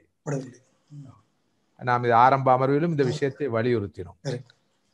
ஏதோ ஒரு வகையில் கணவனும் சரி, மனைவியும் சரி, ஆண்மகனும் சரி, பெண் மகளும் சரி, கல்வி அறிவுடையவர்களாக இருக்க வேண்டும். நான் அதனை வெறுமனே இந்த சர்டிபிகேட் ஓரியன்டட் எஜுகேஷனை மாத்திரம் சொல்லவில்லை, இந்த கல்வி தகமை இந்த கல்வி தகமை சொல்லவில்லை. நாளைக்கு அளப்பதற்கு அதான் இப்போது அளவுகோல், வேறு வழி இல்லை. இந்த ஸ்டாண்டர்ட் வரைக்கும் படித்திருக்கிறார் என்பதை தான் பார்க்க முடியும், அது தவிர வேறொரு அளவுகோல் இல்லை. எனவே அது பார்க்கப்படுவது பிழையானது அல்ல. உதாரணமாக நான் ஒரு வளமையாக குடும்ப மட்டங்கள் சொல்கின்ற அல்லது இப்படியான அமர்வுகள் சொல்கின்ற ஒரு உதாரணம் இருக்குது. நேரத்தோடு போராட வேண்டியிருக்குது, அதனால சுருக்கமாக சொல்ல வேண்டியிருக்குது. அதாவது உதாரணமாக ஒரு ஆண், பெரும்பாலும் ஆண்களுக்கு மத்தியில் தான் இந்த பிரச்சனை எழுகிறது. ஒரு ஆண், அவ்வளவு படிப்பறிவு இல்லாதவர், ஆனால் பணக்காரர், பெரிய தொழில் அதிபர். யாரை முடிப்பாரு? நல்ல ஒரு படித்த பெண்ணை முடிப்பார். அந்த பெண் யாரு? ஒரு மெடிக்கல் டாக்டர். சரி, இப்ப மெடிக்கல் டாக்டர் எங்க இருப்பா? ஹாஸ்பிட்டல்ல இருப்பா. சரி, இவரு இங்க தன்னுடைய ஆபீஸ்ல இருந்து கொண்டு, ஷாப்ல இருந்து கொண்டு கணவன் கால் எடுப்பாரு. எடுத்தா அவ ஆன்சர் பண்ண மாட்டான். திரும்ப கால் எடுப்பாரு, ஆன்சர் பண்ண மாட்டான். ஏன்னா அவ எங்க இருக்கிறா? இப்ப தியேட்டர்ல இருக்கிறா, ஒரு சர்ஜரியில் ஆபரேஷன்ல இருக்கிறா. 3வது கோலுக்கு ஆன்சர் பண்ணல. இவர் கடுமையா கோவப்படுறார், ஆத்திரப்படுறார், ஆவேசப்படுறார். இப்ப 4வது கோலுக்கு ஆன்சர் பண்ணும் போது நீ எங்க இருக்கிற கேட்கிறார். நான் ஒன் கோல்ல இருக்கிறேன் அவன் சொல்லுவான். இவனுக்கு இந்த ஒன் கோல் விளங்குமா? என் கோல் வரும்போது நீ எப்படி ஒன் கோல்ல இருப்பா என்று அவன் பிரச்சனைப்படுத்துவான். இல்லைங்க, நான் சொல்றதை கேளுங்க, ஒன் கோல் எல்லாம் பேசாத, நீ உனக்கு வேற கோல் இருக்குண்டா, நான் எதுக்குன்னு இந்த பிரச்சனை ஆரம்பிச்சாச்சு. நான் எதை சொல்ல வாரேன்டா, ரொம்ப ரொம்ப நான் நகைச்சுவா சொன்னாலும், அதாவது கல்வி அறிவு இதுதான் கஃபாத்துன்னு சொல்றது. மார்க்கம் இதை ஏற்றுக்கொள்ளுது, அங்கீகரிக்குது. இதெல்லாம் பிராக்டிக்கல். கஃபாத் என்று சொன்னால் இணக்கம் பார்த்தல், தகுதி பார்த்தல். உண்மையிலேயே படித்தவர்கள் ஓரளவாவது படித்த ஒரு வாழ்க்கை துணையை தெரிவு செய்கிற போதுதான் அங்க அந்த அந்த வேவ் லென்த் சரியாக இருக்கும். இல்லாத போது புரிதலில் பிரச்சனை வரும். விதிவிலக்கள் இல்லாமலே நிறைய இருக்குது. எனக்கு நிறைய உதாரணங்கள் கூட ஞாபகம் வருது சொல்வதற்கு. பெரும் தமிழ்நாட்டில் கூட இருந்த பெரிய ஸ்காலர்ஸ் சாதாரண பாமர பெண்களை திருமணம் முடித்து வாழ்ந்து அவர்களுடைய வாழ்க்கையில் நடந்த சுவாரஸ்யமான நிகழ்வுகளும் கூட எனக்கு ஞாபகம் வருகிறது. சுவாரஸ்யமான நிகழ்வுகள் கூட ஞாபகம் வருது. தனது மனைவி ரொம்பவே 10ஆம் பசிலையாக இருக்கிற நிலையிலும் அந்த பெண்களோடு அழகான முறையில் வாழ்ந்திருக்கிறார்கள். அதே போல படித்த பெண்கள் ஆண்களோடு வாழ்ந்திருக்கிறார்கள். இதெல்லாம் விதிவிலக்கு. ஆனால் விதி என்று வருகிற போது வாழ்க்கை வெற்றிகரமாக அமைவதற்கு, குடும்ப வாழ்க்கை மகிழ்ச்சிகரமாக அமைவதற்கு கண்டிப்பாக கல்வித்தமையும் பார்க்கப்பட வேண்டும். ஆனால் மார்க்கத்தை மிஞ்சியதாக அந்த கல்வித்தகமை மாத்திரம் பார்க்கப்படாது. மார்க்கம் பிறகு வரும், கல்வித்தகமை பிறகு வராது. எனவே நாம கல்வித்தகமையை பார்த்து மனம் முடிப்போம், பிறகு மார்க்கத்தை கொடுப்போம் என்ற அந்த பார்வை இருக்குது. அது எந்த வகையிலும் ஆரோக்கியமானதல்ல. அது ஹை ரிஸ்க். ரெண்டும் பேலன்ஸா இருக்கணும். கண்டிப்பா. அதுக்கப்புறம் இன்னொரு கேள்வி, மார்க்கம் உள்ள வாழ்க்கை துணை தேர்வு செய்யற மாதிரி நீங்க சொல்றீங்க. ஆனா இப்ப நம்ம நிறைய பார்க்கும்போது புற அடையாளங்களை மட்டும், குறிப்பாக அவர் தொழுக போறாரு அப்படின்னு மட்டும் பண்ணி அது நம்ம அவரை தொழுகையாளின்னு நினைச்சு மார்க்கத்துல இருக்காரு நினைச்சு நம்ம பண்ணிடுறோம். ஆனா பல இடங்கள்ல அதுவுமே ஒரு பிரச்சனையாக அவருடைய கேரக்டர்ஸ்ல நிறைய இஷ்யூஸ் இருக்கிறத நம்ம பார்க்கிறோம். ஸோ இதுக்கு வேற ஏதாவது தெளிவான வழிமுறைகள் இருக்கிறதா? அது எப்படி நாம் ஒரு அனுமானிப்பது ஒரு கஷ்டமான ஒரு கேள்வி. திருமணம் என்பது நமது வாழ்க்கை பயணத்தோடு சம்பந்தப்பட்ட ஒரு விவகாரம். ஒரு வாகனத்தை கொள்வனவு செய்வது போல, ஒரு வீட்டை கொள்வனவு செய்வது போல, ஒரு பொருளை வாங்குவது போல ஒரு சாதாரண விஷயம் அல்ல. கொஞ்சம் அவசரப்பட்டு ஒரு வாகனத்தை, வண்டியை நாம் கொள்வனவு செய்யலாம். அவசரப்பட்டு ஒரு வீட்டை நாம் வாங்கலாம், மற்றொரு பொருளை வாங்கலாம். ஆனால் வாழ்க்கை துணை தெரிவு என்பது அப்படிப்பட்டது அல்ல. அந்த வகையில் ரொம்ப நிதானம் தேவை. என்ன நடக்குதுண்டா, ஒரு பதட்டம் வருது இந்த வாழ்க்கை துணை தெரிவில். ஒரு பதட்டம், ஒரு அவசரம் உருவாகுது. அதன் விளைவாகத்தான் இவற்றையெல்லாம் கவனமாக, உன்னிப்பாக கவனிக்கின்ற, பார்க்கின்ற சந்தர்ப்பத்தை நாம் இழந்து விடுகிறோம். பிறகு சொல்றோம், நாம் நம்பிட்டோம், நாம் இப்படித்தான் நினைச்சோம், தெரியாதே, இப்படித்தானே சொன்னாங்க என்று அதுக்கு பிறகு நாம் நியாயங்கள் சொல்லுவோம். இதற்கான ஒரே வழி என்னென்றால் காலம் எடுப்பது, ஒரு நீண்ட ஸ்டடி, எல்லா மட்டங்களையும் பண்ணுவது. அது ஆணுக்கும் பொருந்தும், பெண்ணுக்கும் பொருந்தும். முடியுமானவரை ஒருவரை பற்றி நல்ல ஒரு ஆய்வு செய்வது. மார்க்கத்தில் இடம் இருக்குது. எந்த அளவுக்கு என்றால், நம்மளுடைய சட்டம் பேசுகிற ஒரு விஷயம், அல் முஸ்தஷார் முத்தமன், ஆலோசனை கேட்கப்படுபவர் அமானிதமாக நடந்து கொள்ள வேண்டும். குறிப்பாக திருமணம் தொடர்பில் ஆலோசனை கேட்கப்பட்டால், இந்த பையனை பற்றி என்ன சொல்றீங்க, இந்த பொண்ணை பற்றி என்ன சொல்றீங்க என்று கேட்கப்படுற நேரம் உண்மையான நிலைகளை எடுத்து சொல்ல வேண்டும். நல்ல விஷயங்களை சொல்ற மாதிரி, ஏதாவது பிரச்சனைகள் இருந்தால் அவற்றையும் அமானிதமாக சொல்கின்ற கடப்பாடு நமக்கு இருக்கிறது. ஏன் இந்த விஷயமெல்லாம் மார்க்கத்தில் பேசப்பட்டிருக்கு என்று சொன்னால், அவருடைய வாழ்க்கை வெற்றிகரமாக அமைவதற்கு இவையெல்லாம் தெரிந்திருக்க வேண்டும். எனவே இதனை நான் வலியுறுத்தி சொல்ல விரும்புகிறேன். நீங்கள் குறிப்பிட்டது போல அல்லது கேள்வியில் கேட்கப்பட்டது போல ஏதோ தொழுகிறாரு, நோன்பு பிடிக்கிறாரு, அல்லது தோற்றத்தில் மார்க்க தோற்றம் இருக்கின்ற ஒரே காரணத்தினால அவர் நல்லவராக இருக்க முடியாது. சொல்லப்பட்டது போல அவருடைய அகலாக்ல பிரச்சனை இருக்கும், அவருடைய பண்பாடுகள்ல பிரச்சனை இருக்கும், அவருடைய கொடுக்கல் வாங்கல கூட பிரச்சனை இருக்கும், ஹலால் ஹராம் பேன்றதுல பிரச்சனை இருக்கும். கண்டிப்பாக இவையெல்லாம் கவனத்தில் கொள்ளப்பட வேண்டும். அதற்கு ஒரே வழி நீண்ட காலம் தேடல்ல ஈடுபட வேண்டும். நிச்சயமாக பலரும் இதனை செய்து கொண்டுதான் இருக்கிறார்கள். இதை விட கவனம் தேவை. எக்ஸ்டர்னலாக பார்த்துவிட்டு, வெளிப்படையாக பார்த்துவிட்டு முடிவுகள் பெறப்படாது. உரியவர்களிடம், பொருத்தமானவர்களிடம், பேணுதலான மக்களிடம் போய் ஆலோசனை பெற்று தேவையான அந்த மணமக்களை பற்றிய விவரங்களை பெற்று ஒரு முடிவு பெறப்பட வேண்டும் என்பதை மாத்திரம்தான் என்னால் சொல்ல முடியும். அப்புறம் இன்னொரு கேள்வி ஷேக் ஜஸாக்கல்லாஹ் ஹைர். திருமணத்துக்கு முன் கலந்துரையாடல் பண்ணி ஆண் பெண் பார்த்து செய்து கொண்டு மனப்பொருத்தத்தை பற்றி அறிந்து கொள்ளலாமா? அதனுடைய அளவுகோல் என்ன? அதுக்குன்னு ஒரு லிமிட் இருக்கணும். இப்ப நிறைய ஓப்பன் கல்ச்சரா ஃபாரின்லாம் பார்த்தா அது என்ன ஓப்பனா பேச ஆரம்பிச்சு கூடவே வாழக்கூடிய அளவு கூட கல்ச்சர் சீரழிஞ்சு போய்கிட்டு இருக்கு. அந்த மாதிரி நம்மளுடைய இஸ்லாமினுடைய வரைமுறை என்ன? அது எப்படி நம்ம எடுத்துக்கொள்ள வேண்டும்? ஆமா, சற்று விரிவாக விளங்கப்படுத்தவன் நான் சுருக்கமா சொல்றேன். ஒரு ஆண் மணப்பெண்ணை அல்லது தான் திருமணம் முடிக்க விரும்புகின்ற பெண்ணை போய் பார்ப்பது, அதே போல ஒரு பெண் தான் திருமணம் முடிக்கின்ற ஆணை பார்ப்பது மாத்திரமல்ல, இருவரும் பேசுவது, கலந்துரையாடுவது, கருத்துக்களை பகிர்ந்து கொள்வதெல்லாம் மார்க்கத்தில் அனுமதிக்கப்பட்டது. ஆனால் நியத் ரொம்ப தெளிவாக இருக்க வேண்டும். நான் இந்த பெண்ணை நிக்கா செய்யும் நோக்குடன் தான் சந்திக்கிறேன், பார்க்கிறேன், அவளோடு பேசுகிறேன். அதே போல பெண்ணும் நினைக்க வேண்டும். பிறகு அது நடக்கும், நடக்காமல் போகும். அப்படி இல்லாம பெண் பார்க்க செல்வது என்ற பேரில் போகக்கூடாது. நோக்கம் இல்லை, நியத்து கிடையாது, இந்த பேர்ல போய் பார்ப்போம் என்று அவர் பார்ப்பாராக இருந்தால் அது மார்க்கத்தை தடை செய்யப்பட்டது. இது ஆணுக்கும் பொருந்தும், பெண்ணுக்கும் பொருந்தும். இப்ப நேற்று கூட என்னிடம் ஒரு கேள்வி கேட்கப்பட்டது. நேற்று இரவு ஒரு ஓவர் த ஃபோன், மாப்பிள்ளை அதாவது மணமகன் ஒரு இடத்துல இருக்கிறார், மணமகள் ஒரு இடத்துல இருக்கிறார், இன்னும் நிக்காக நடக்கவில்லை. ரெஜிஸ்ட்ரேஷன், இந்த லீகல் ரெஜிஸ்ட்ரேஷனை முடித்துக்கொண்டு 2 பேரும் சுதந்திரமாக பேசலாமா, பழகலாமா என்ற கேள்வி கேட்கப்பட்டது. நான் சுருக்கமாக சொன்னேன், அந்த ரெஜிஸ்ட்ரேஷன் மாத்திரம் போதுமானதல்ல. நிக்காக முடிக்காத வரைக்கும் 2 பேரும் அஜ்னபிகள் தான். எனவே அஜ்னபிகளுக்குள்ள வரையறைகள் பேணப்பட வேண்டும். என கட்டுப்பாடு எதுவும் இல்லாமல் சுதந்திரமாக பேச, கலந்துரையாட அனுமதி இல்லை என்ற விஷயத்தை நான் அழகாக வழங்கப்படுத்தினு சொல்லுங்க. எனவே ஒரு பெண் ஆணோடு, ஒரு ஆண் பெண்ணோடு பழகுவதற்கு மார்க்கத்தில் வரையறைகள் இருக்கின்ற அல்லவா?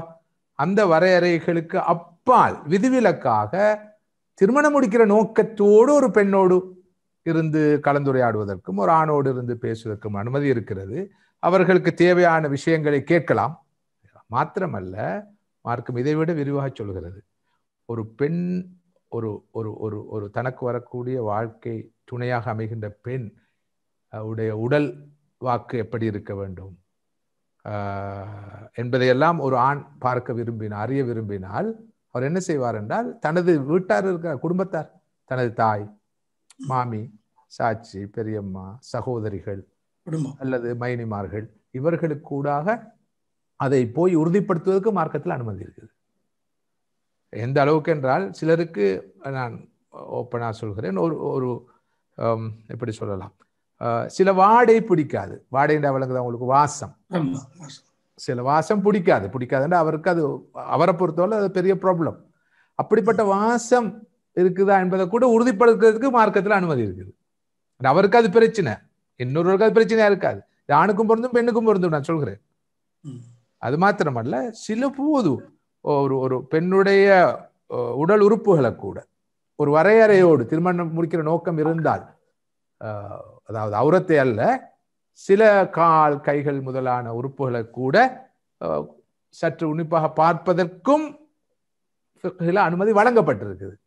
பார்க்க வேண்டும் என்பது அல்ல, ஆனால் தெளிவாகவே நிக்காஹ் செய்கிற நோக்கம் இருக்க வேண்டும். அதுக்கு பிறகு நிக்காஹ் நடக்காத போதும் அது பிரச்சனையாக கொள்ளப்பட மாட்டேன். இதற்கான ஆதாரங்களை நான் சொல்றதுக்கு எனக்கு நேரம் இடம் தர மாட்டேன். அது சஹாபாக்களுடைய காலத்தில் பிற்பட்ட இமாம்கள் எல்லாம் இந்த விஷயங்களை பற்றி விரிவாக விளக்கமாக பேசுகிறேன். எனவே சுருக்கமாக சொல்வதாக இருந்தால், திருமணம் முடிக்கிற நோக்கத்தோட அவருக்கு திருப்தி அடையும் வரைக்கும் எனக்கு இந்த விஷயங்கள் எல்லாத்தையும் நான் கேட்க வேண்டியிருக்கிறது, பார்க்க வேண்டியிருக்கிறது, உறுதிப்படுத்த வேண்டியிருக்கிறது. அதற்காக தர்மங்களை மீறி ஒழுக்கங்களை மீறி செல்வதல்ல. அது அண்டர்ஸ்டுட் நான் நினைக்கிறேன். யாரும் நடந்து கொள்ள போறது இல்லை. ரொம்ப டீசென்டாக இந்த விஷயங்கள் எல்லாம் பார்ப்பது கேட்பதற்கு அனுமதி இருக்கு. அளவுகோல் என்பது இந்த இஸ்லாமிய வரையறைக்குள் நாம் அமைத்துக் கொண்டால் இந்த கலந்துரையாடலை நாம் செய்து கொள்ளலாம் என்பதுதான் நீங்க சொல்லக்கூடிய. நான் இப்ராஹிம் ஒரு செய்தியை சொல்ல வேண்டும். ஒரு மெசேஜ் வந்திருக்குது. ஒரு குறிப்பிட்ட நாட்டை சொல்லி அந்த நாட்டிலே ஒரு முஸ்லிம் பெரும்பான்மை நாட்டை குறிப்பிட்டு பல்லாயிரம் பெண்கள் திருமணம் முடித்துக் கொள்ளாமல் இன்னும் இருக்கிறார்கள். அதாவது முதிர்கன்னிகளாக இருக்கிறார்கள். அவர்களில் 40 வயதை தாண்டியவர்கள், 50 வயதை தாண்டியவர்கள், 60 வயதை தாண்டியவர்கள் எல்லோரும் திருமணம் முடித்துக் கொள்ளாமல் வாழ்ந்து கொண்டிருக்கிறார்கள் என்ற ஒரு செய்தியை ஒருவர் பார்த்து கொண்டிருக்கிறார். அல்லாஹ் லேசாக்க வேண்டும் என்று பிரார்த்தனை செய்வோம். கடைசியாக உங்களுக்கு ஒரு கேள்வி, இப்ப அவங்க கேட்டது இல்லாம என்னுடைய ஒரு கேள்வியா, இன்னைக்கு இந்த COVID-19 சிச்சுவேஷன்ல இந்த உலகமே ஒரு விதமான புதிய ஒரு வாழ்க்கையை, புதுவிதமான ஒரு அனுபவத்தை நாம் எல்லாம் கண்டு கொண்டிருக்கிறோம். இதுல குறிப்பாக கணவன் மனைவி உறவு என்பது ஒரு பக்கம் இருந்தாலும், இப்ப இந்த கல்யாணம் ஆகணும்னு இருந்த ஒரு மணமகனா இருக்கட்டும், மணமகளா இருக்கட்டும், அவர்களுக்கு எல்லாம் நிச்சயம் வச்சிருப்பாங்க, பேசியிருப்பாங்க. அதே போல நம்ம பண்ணியே ஆக வேண்டும் என்ற ஒரு சூழ்நிலை இருக்கக்கூடிய மக்கள் வந்து இன்னைக்கு ஒரு விதமான ஒரு சைக்காலஜிக்கல் இஷ்யூஸ்ல இருக்காங்க. ஒண்ணு. அதே போல திருமணம் முடித்து விட்டு, என்னுடைய கலீக் சொன்ன ஒரு வார்த்தை, அவர் சொன்னார், முடிச்சுட்டு ஒரு வெளிநாட்டுக்கு வரவங்க தான், கல்யாணம் முடிச்சுட்டு 1 மாசத்துல வந்துடுறது. அது நான் 10 நாள்ல வந்துட்டேன், இங்க வேலை போயிரும், பயம் வந்துருச்சு, வந்துட்டேன். இப்ப 10 மாசம் ஆச்சு, ஒய்ஃபோட மூஞ்சி எனக்கு மறந்துருச்சு, என்ன பேசுறான்னு எனக்கு தெரியல. இந்த மாதிரி ஒரு சூழ்நிலையில ஒரு அழுத்தத்துல இருக்கக்கூடியவர்களுக்கு உங்களுடைய அறிவுரையா, மார்க்கத்தினுடைய அடிப்படையில நீங்க என்ன கூற விரும்புகிறீர்கள்? உண்மையிலே இது ஒரு தலைப்பாக எடுத்து பேசப்பட வேண்டிய விஷயம். இந்த COVID-19 கொரோனா வைரஸ் முழு உலகத்தையும் தலைகீழாக புரட்டி போட்டிருக்கிறது. எல்லாமே பிரச்சனையாக மாறி இருக்கிறது. எனவேதான் நான் அடிக்கடி அண்மை காலமாக சொல்வதுண்டு, கிமு கிபி கிறிஸ்துக்கு முன் கிறிஸ்துக்கு பின், தீமு தீபி திருமணத்துக்கு முன் திருமணத்துக்கு பின், அதே போல கோமு கோபி கொரோனாவுக்கு முன் கொரோனாவுக்கு பின் என்று உலகத்தை பிரித்து பார்க்க வேண்டி இருக்கிறது. அத்தகைய ஒரு டிராஸ்டிக் ஒரு சேஞ்ச், ஒரு மாற்றம் எல்லா மட்டங்களும் வந்திருக்கு. பல பாதிப்புகள், சில நன்மைகளும் இல்லாமல் இல்லை, நிறைய பாடங்கள், படிப்பினைகள். மறுபக்கம் அன்றாட வாழ்க்கையில் நிறைய பிரச்சனைகள். ஒரு சாராருக்கு குடும்பமாக வாழ்கிறார்கள், ஆனால் வாழ்வாதார பிரச்சனை. இன்னொரு சாராருக்கு வாழ்வாதாரம் இருக்கிறது, ஆனால் வாழ்க்கை பிரச்சனை. உதாரணமாக இந்த வெளிநாடுகளில் உள்ளவர்கள், அவர்களுக்கு ஏதோ ஒப்பீட்டு ரீதியில் வாழ்வாதாரம் இருக்கிறது, ஆனால் குடும்பத்தை பார்க்க முடியாத நிலைமை, அல்லது அதற்கான வசதிகள் இருந்தாலும் போக்குவரத்து பிரச்சனை, கேட்பவர் உட்பட, கேள்வியை கேட்டவர் உட்பட, குடும்பம் ஒரு இடத்தில், அவர் இன்னொரு இடத்தில். எல்லா வசதியும் இருந்தாலும், வாய்ப்புகள் இருந்தாலும் அல்ஹம்துலில்லாஹ், ஆனால் சுதந்திரமாக இந்த பெண்டமிக் சிச்சுவேஷன்ல போக்குவரத்து செய்வதில் உள்ள பிரச்சனை. இப்படி இதுல நான் மிக முக்கியமான ஒரு செய்தியை சொல்ல வருகிறேன். இது ஒருவருடைய, இருவருடைய, கொஞ்சம் பேருடைய, ஒரு சாராருடைய, ஒரு செக்மெண்ட்டுடைய பிரச்சனை அல்ல.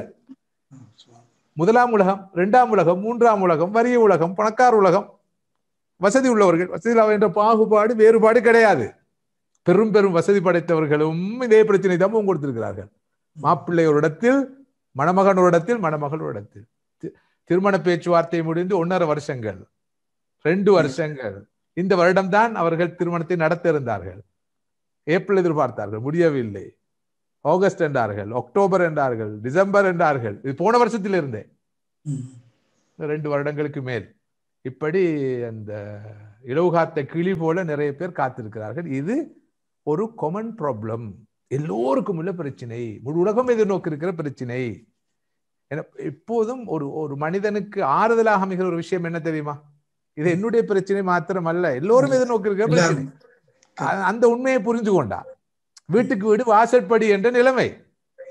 யாரும் அந்த வகையில் திருப்தியாக இல்லை, சந்தோஷமாக இல்லை என்ற ஒரு யதார்த்தம் இருக்கு. எனவே இந்த கட்டத்தில் அல்லாஹ்வுடைய கதாவை நாம் புரிந்து கொள்ள வேண்டும். அல்லாஹ்வுடைய இந்த நிர்ணயத்தை, தீர்ப்பை, தக்தீரை நாம் ஏற்றுக்கொள்ள வேண்டும்.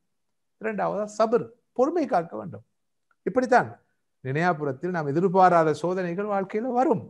இது சாதாரண சோதனை, இதை விட இவ்வளவு பயங்கரமான சோதனைகள் வரும். உயிரிழப்பே வருது. சரி, இதை விட்டு போட்டுட்டு அதாவது மணமகனாக இருப்பவர் வஃபாத் ஆகி விடுகிறார். நடக்குதா இல்லையா? திருமணத்துக்காக வருகிறார், வந்து விமான நிலையத்தில் இறங்கி ஊருக்கு செல்லும் வழியில் வஃபாத் ஆகி விடுகிறார். கோவிட்-19 எவ்வளவு மணமக்கள் வஃபாத் ஆகி இருக்கிறார்கள். எல்லாம் நடந்து கொண்டுதான் இருக்கு உலகத்துல. எனவே மனிதர்களை நாம் கஷ்டத்தில் படைத்திருக்கிறோம். அல்லாஹ் தஆலா இந்த வாழ்க்கைய, உலக வாழ்க்கைய ஒரு சோதனை களமாகத்தான் அமைத்திருக்கிறான். அல்லாஹ் எடுத்தும் சோதிப்பான், தந்தும் சோதிப்பான். நான் அடிக்கடி சொல்வதுண்டு, வாழ்க்கையே சோதனை மயம்தான். இதுல சோதனை இல்லாத ஒரு வாழ்க்கை எவருக்கும் அமைய போவதில்லை. ஏதோ ஒரு வழியில், வகையில் நாம் சோதிக்கப்பட்டு கொண்டு இருப்போம். நாம் என்ன நினைப்போம் என்றால், இந்த சோதனை மாத்திரம் நீங்கினா போதும். ஆனா அதை விட மோசமான சோதனைக்கு அடுத்து நாம் முகம் கொடுப்போம், அதை விட மோசமானதுக்கு அடுத்து நாம் முகம் கொடுப்போம். எனவே வறுமை ஒரு சோதனை என்று நமக்கு தெரியும், செல்வமும் ஒரு சோதனை தான். அறியாமை ஒரு சோதனை நமக்கு தெரியும், அறிவும் ஒரு சோதனை தான். ஒரு வறிய நாட்டில் வாழ்வது ஒரு சோதனை என்று தெரியும், ஒரு வசதியான நாட்டில் வாழ்வதும் சோதனை தான். உடல் ஆரோக்கியம் சோதனை என்று பலருக்கு தெரியாது, நோய் சோதனை என்று எல்லோருக்கும் தெரியும். நோய் சோதனையாக இருப்பது போல உடல் ஆரோக்கியம் ஒரு சோதனை தான். முதுமை ஒரு சோதனை என்று எல்லாருக்கும் தெரியும், இளமை அதை விட பெரிய சோதனை என்று பலருக்கு தெரியாது. ஒரு உண்மையை நாம் புரிஞ்சு கொள்வோம், நானும் தான், நீங்களும் தான், எல்லாரும் புரிஞ்சு கொள்வோம். நாம் ஏதோ ஒரு வகையில், வழியில் சோதிக்கப்பட்டு கொண்டுதான் இருக்கிறோம் என்பதுதான் உண்மை, யதார்த்தம். அந்த வகையில் இப்படி ஒரு சோதனைக்கு முகம் கொடுத்திருக்கிறோம். அதாவது பல சோதனைகள்ல ஒன்றுதான் இந்த கணவன் மனைவிக்கு சந்திக்க முடியாம இருக்குது, பெற்றோர் பிள்ளைகளுக்கு சந்திக்க முடியாம இருக்குது. உண்மையில நீங்க சொன்ன அந்த விஷயம் ரொம்ப மனது கஷ்டமா இருக்குது. திருமணம் முடிச்சுட்டு 10 நாள்ல நான் வந்துட்டேன், மனைவியுடைய முகத்தை கூட நான் மறந்துட்டேன் என்று சொல்ற அளவு இருக்குன்னு, அது ரொம்ப ரொம்ப ரொம்ப கவலையான ஒரு விஷயம், பெத்தட்டிக்கான விஷயம். அல்லாஹ் தஆலா எல்லாருடைய நிலைமைகளையும் சீராக்கணும். என்றாலும் இதுதான் வாழ்க்கையுடைய தன்மை, சுபாவம். பொருந்தி கொண்டா நன்மை கிடைக்கும். அல்லாஹ் இதை விட அழகான ஒரு நல்ல வாழ்க்கையை எல்லாருக்கும் ஏற்படுத்தி தர போதுமானவனா இருக்கிறான். ஜஸாக்கல்லாஹ் ஹைர் ஷேக். அல்ஹம்துலில்லாஹ், மிகவும் அருமையாக நமக்கு முன்னால் பல கருத்துக்களை பகிர்ந்து கொண்டீர்கள். குறிப்பாக வாழ்க்கை ஒரு சோதனை என்பது எல்லா காலகட்டத்திலும், குறிப்பாக திருமணத்திற்கு மிகவும் ஒரு யதார்த்தமான உண்மை. அதை நாம் புரிந்து கொண்டால், வாழ்க்கையிலே பொறுமை காத்தால் இன்ஷா அல்லாஹ் பல பிரச்சனைகள் நாம் எதிர்நீச்சல் போட்டு அந்த கரையை கடக்க முடியும் என்ற ஒரு அழகான அந்த நினைவூட்டலையும் நமக்கு முன்னால் வைத்தீர்கள். அல்லாஹ் சுப்ஹானஹு வ தஆலா நாம் எதை கேட்டோமோ அதை புரிந்து அதன்படி நடக்கக்கூடிய பாக்கியத்தை, அந்த பக்குவத்தை நாம் அனைவருக்கும் தந்தருள்வானாக.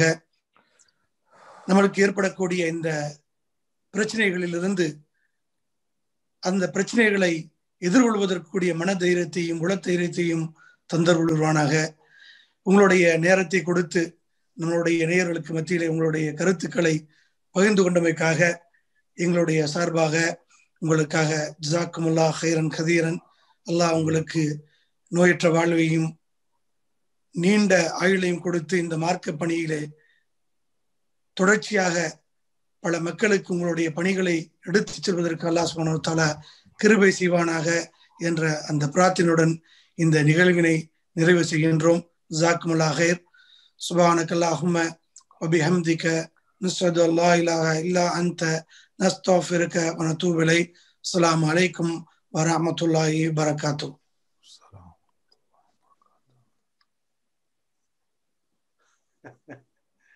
ஷேக்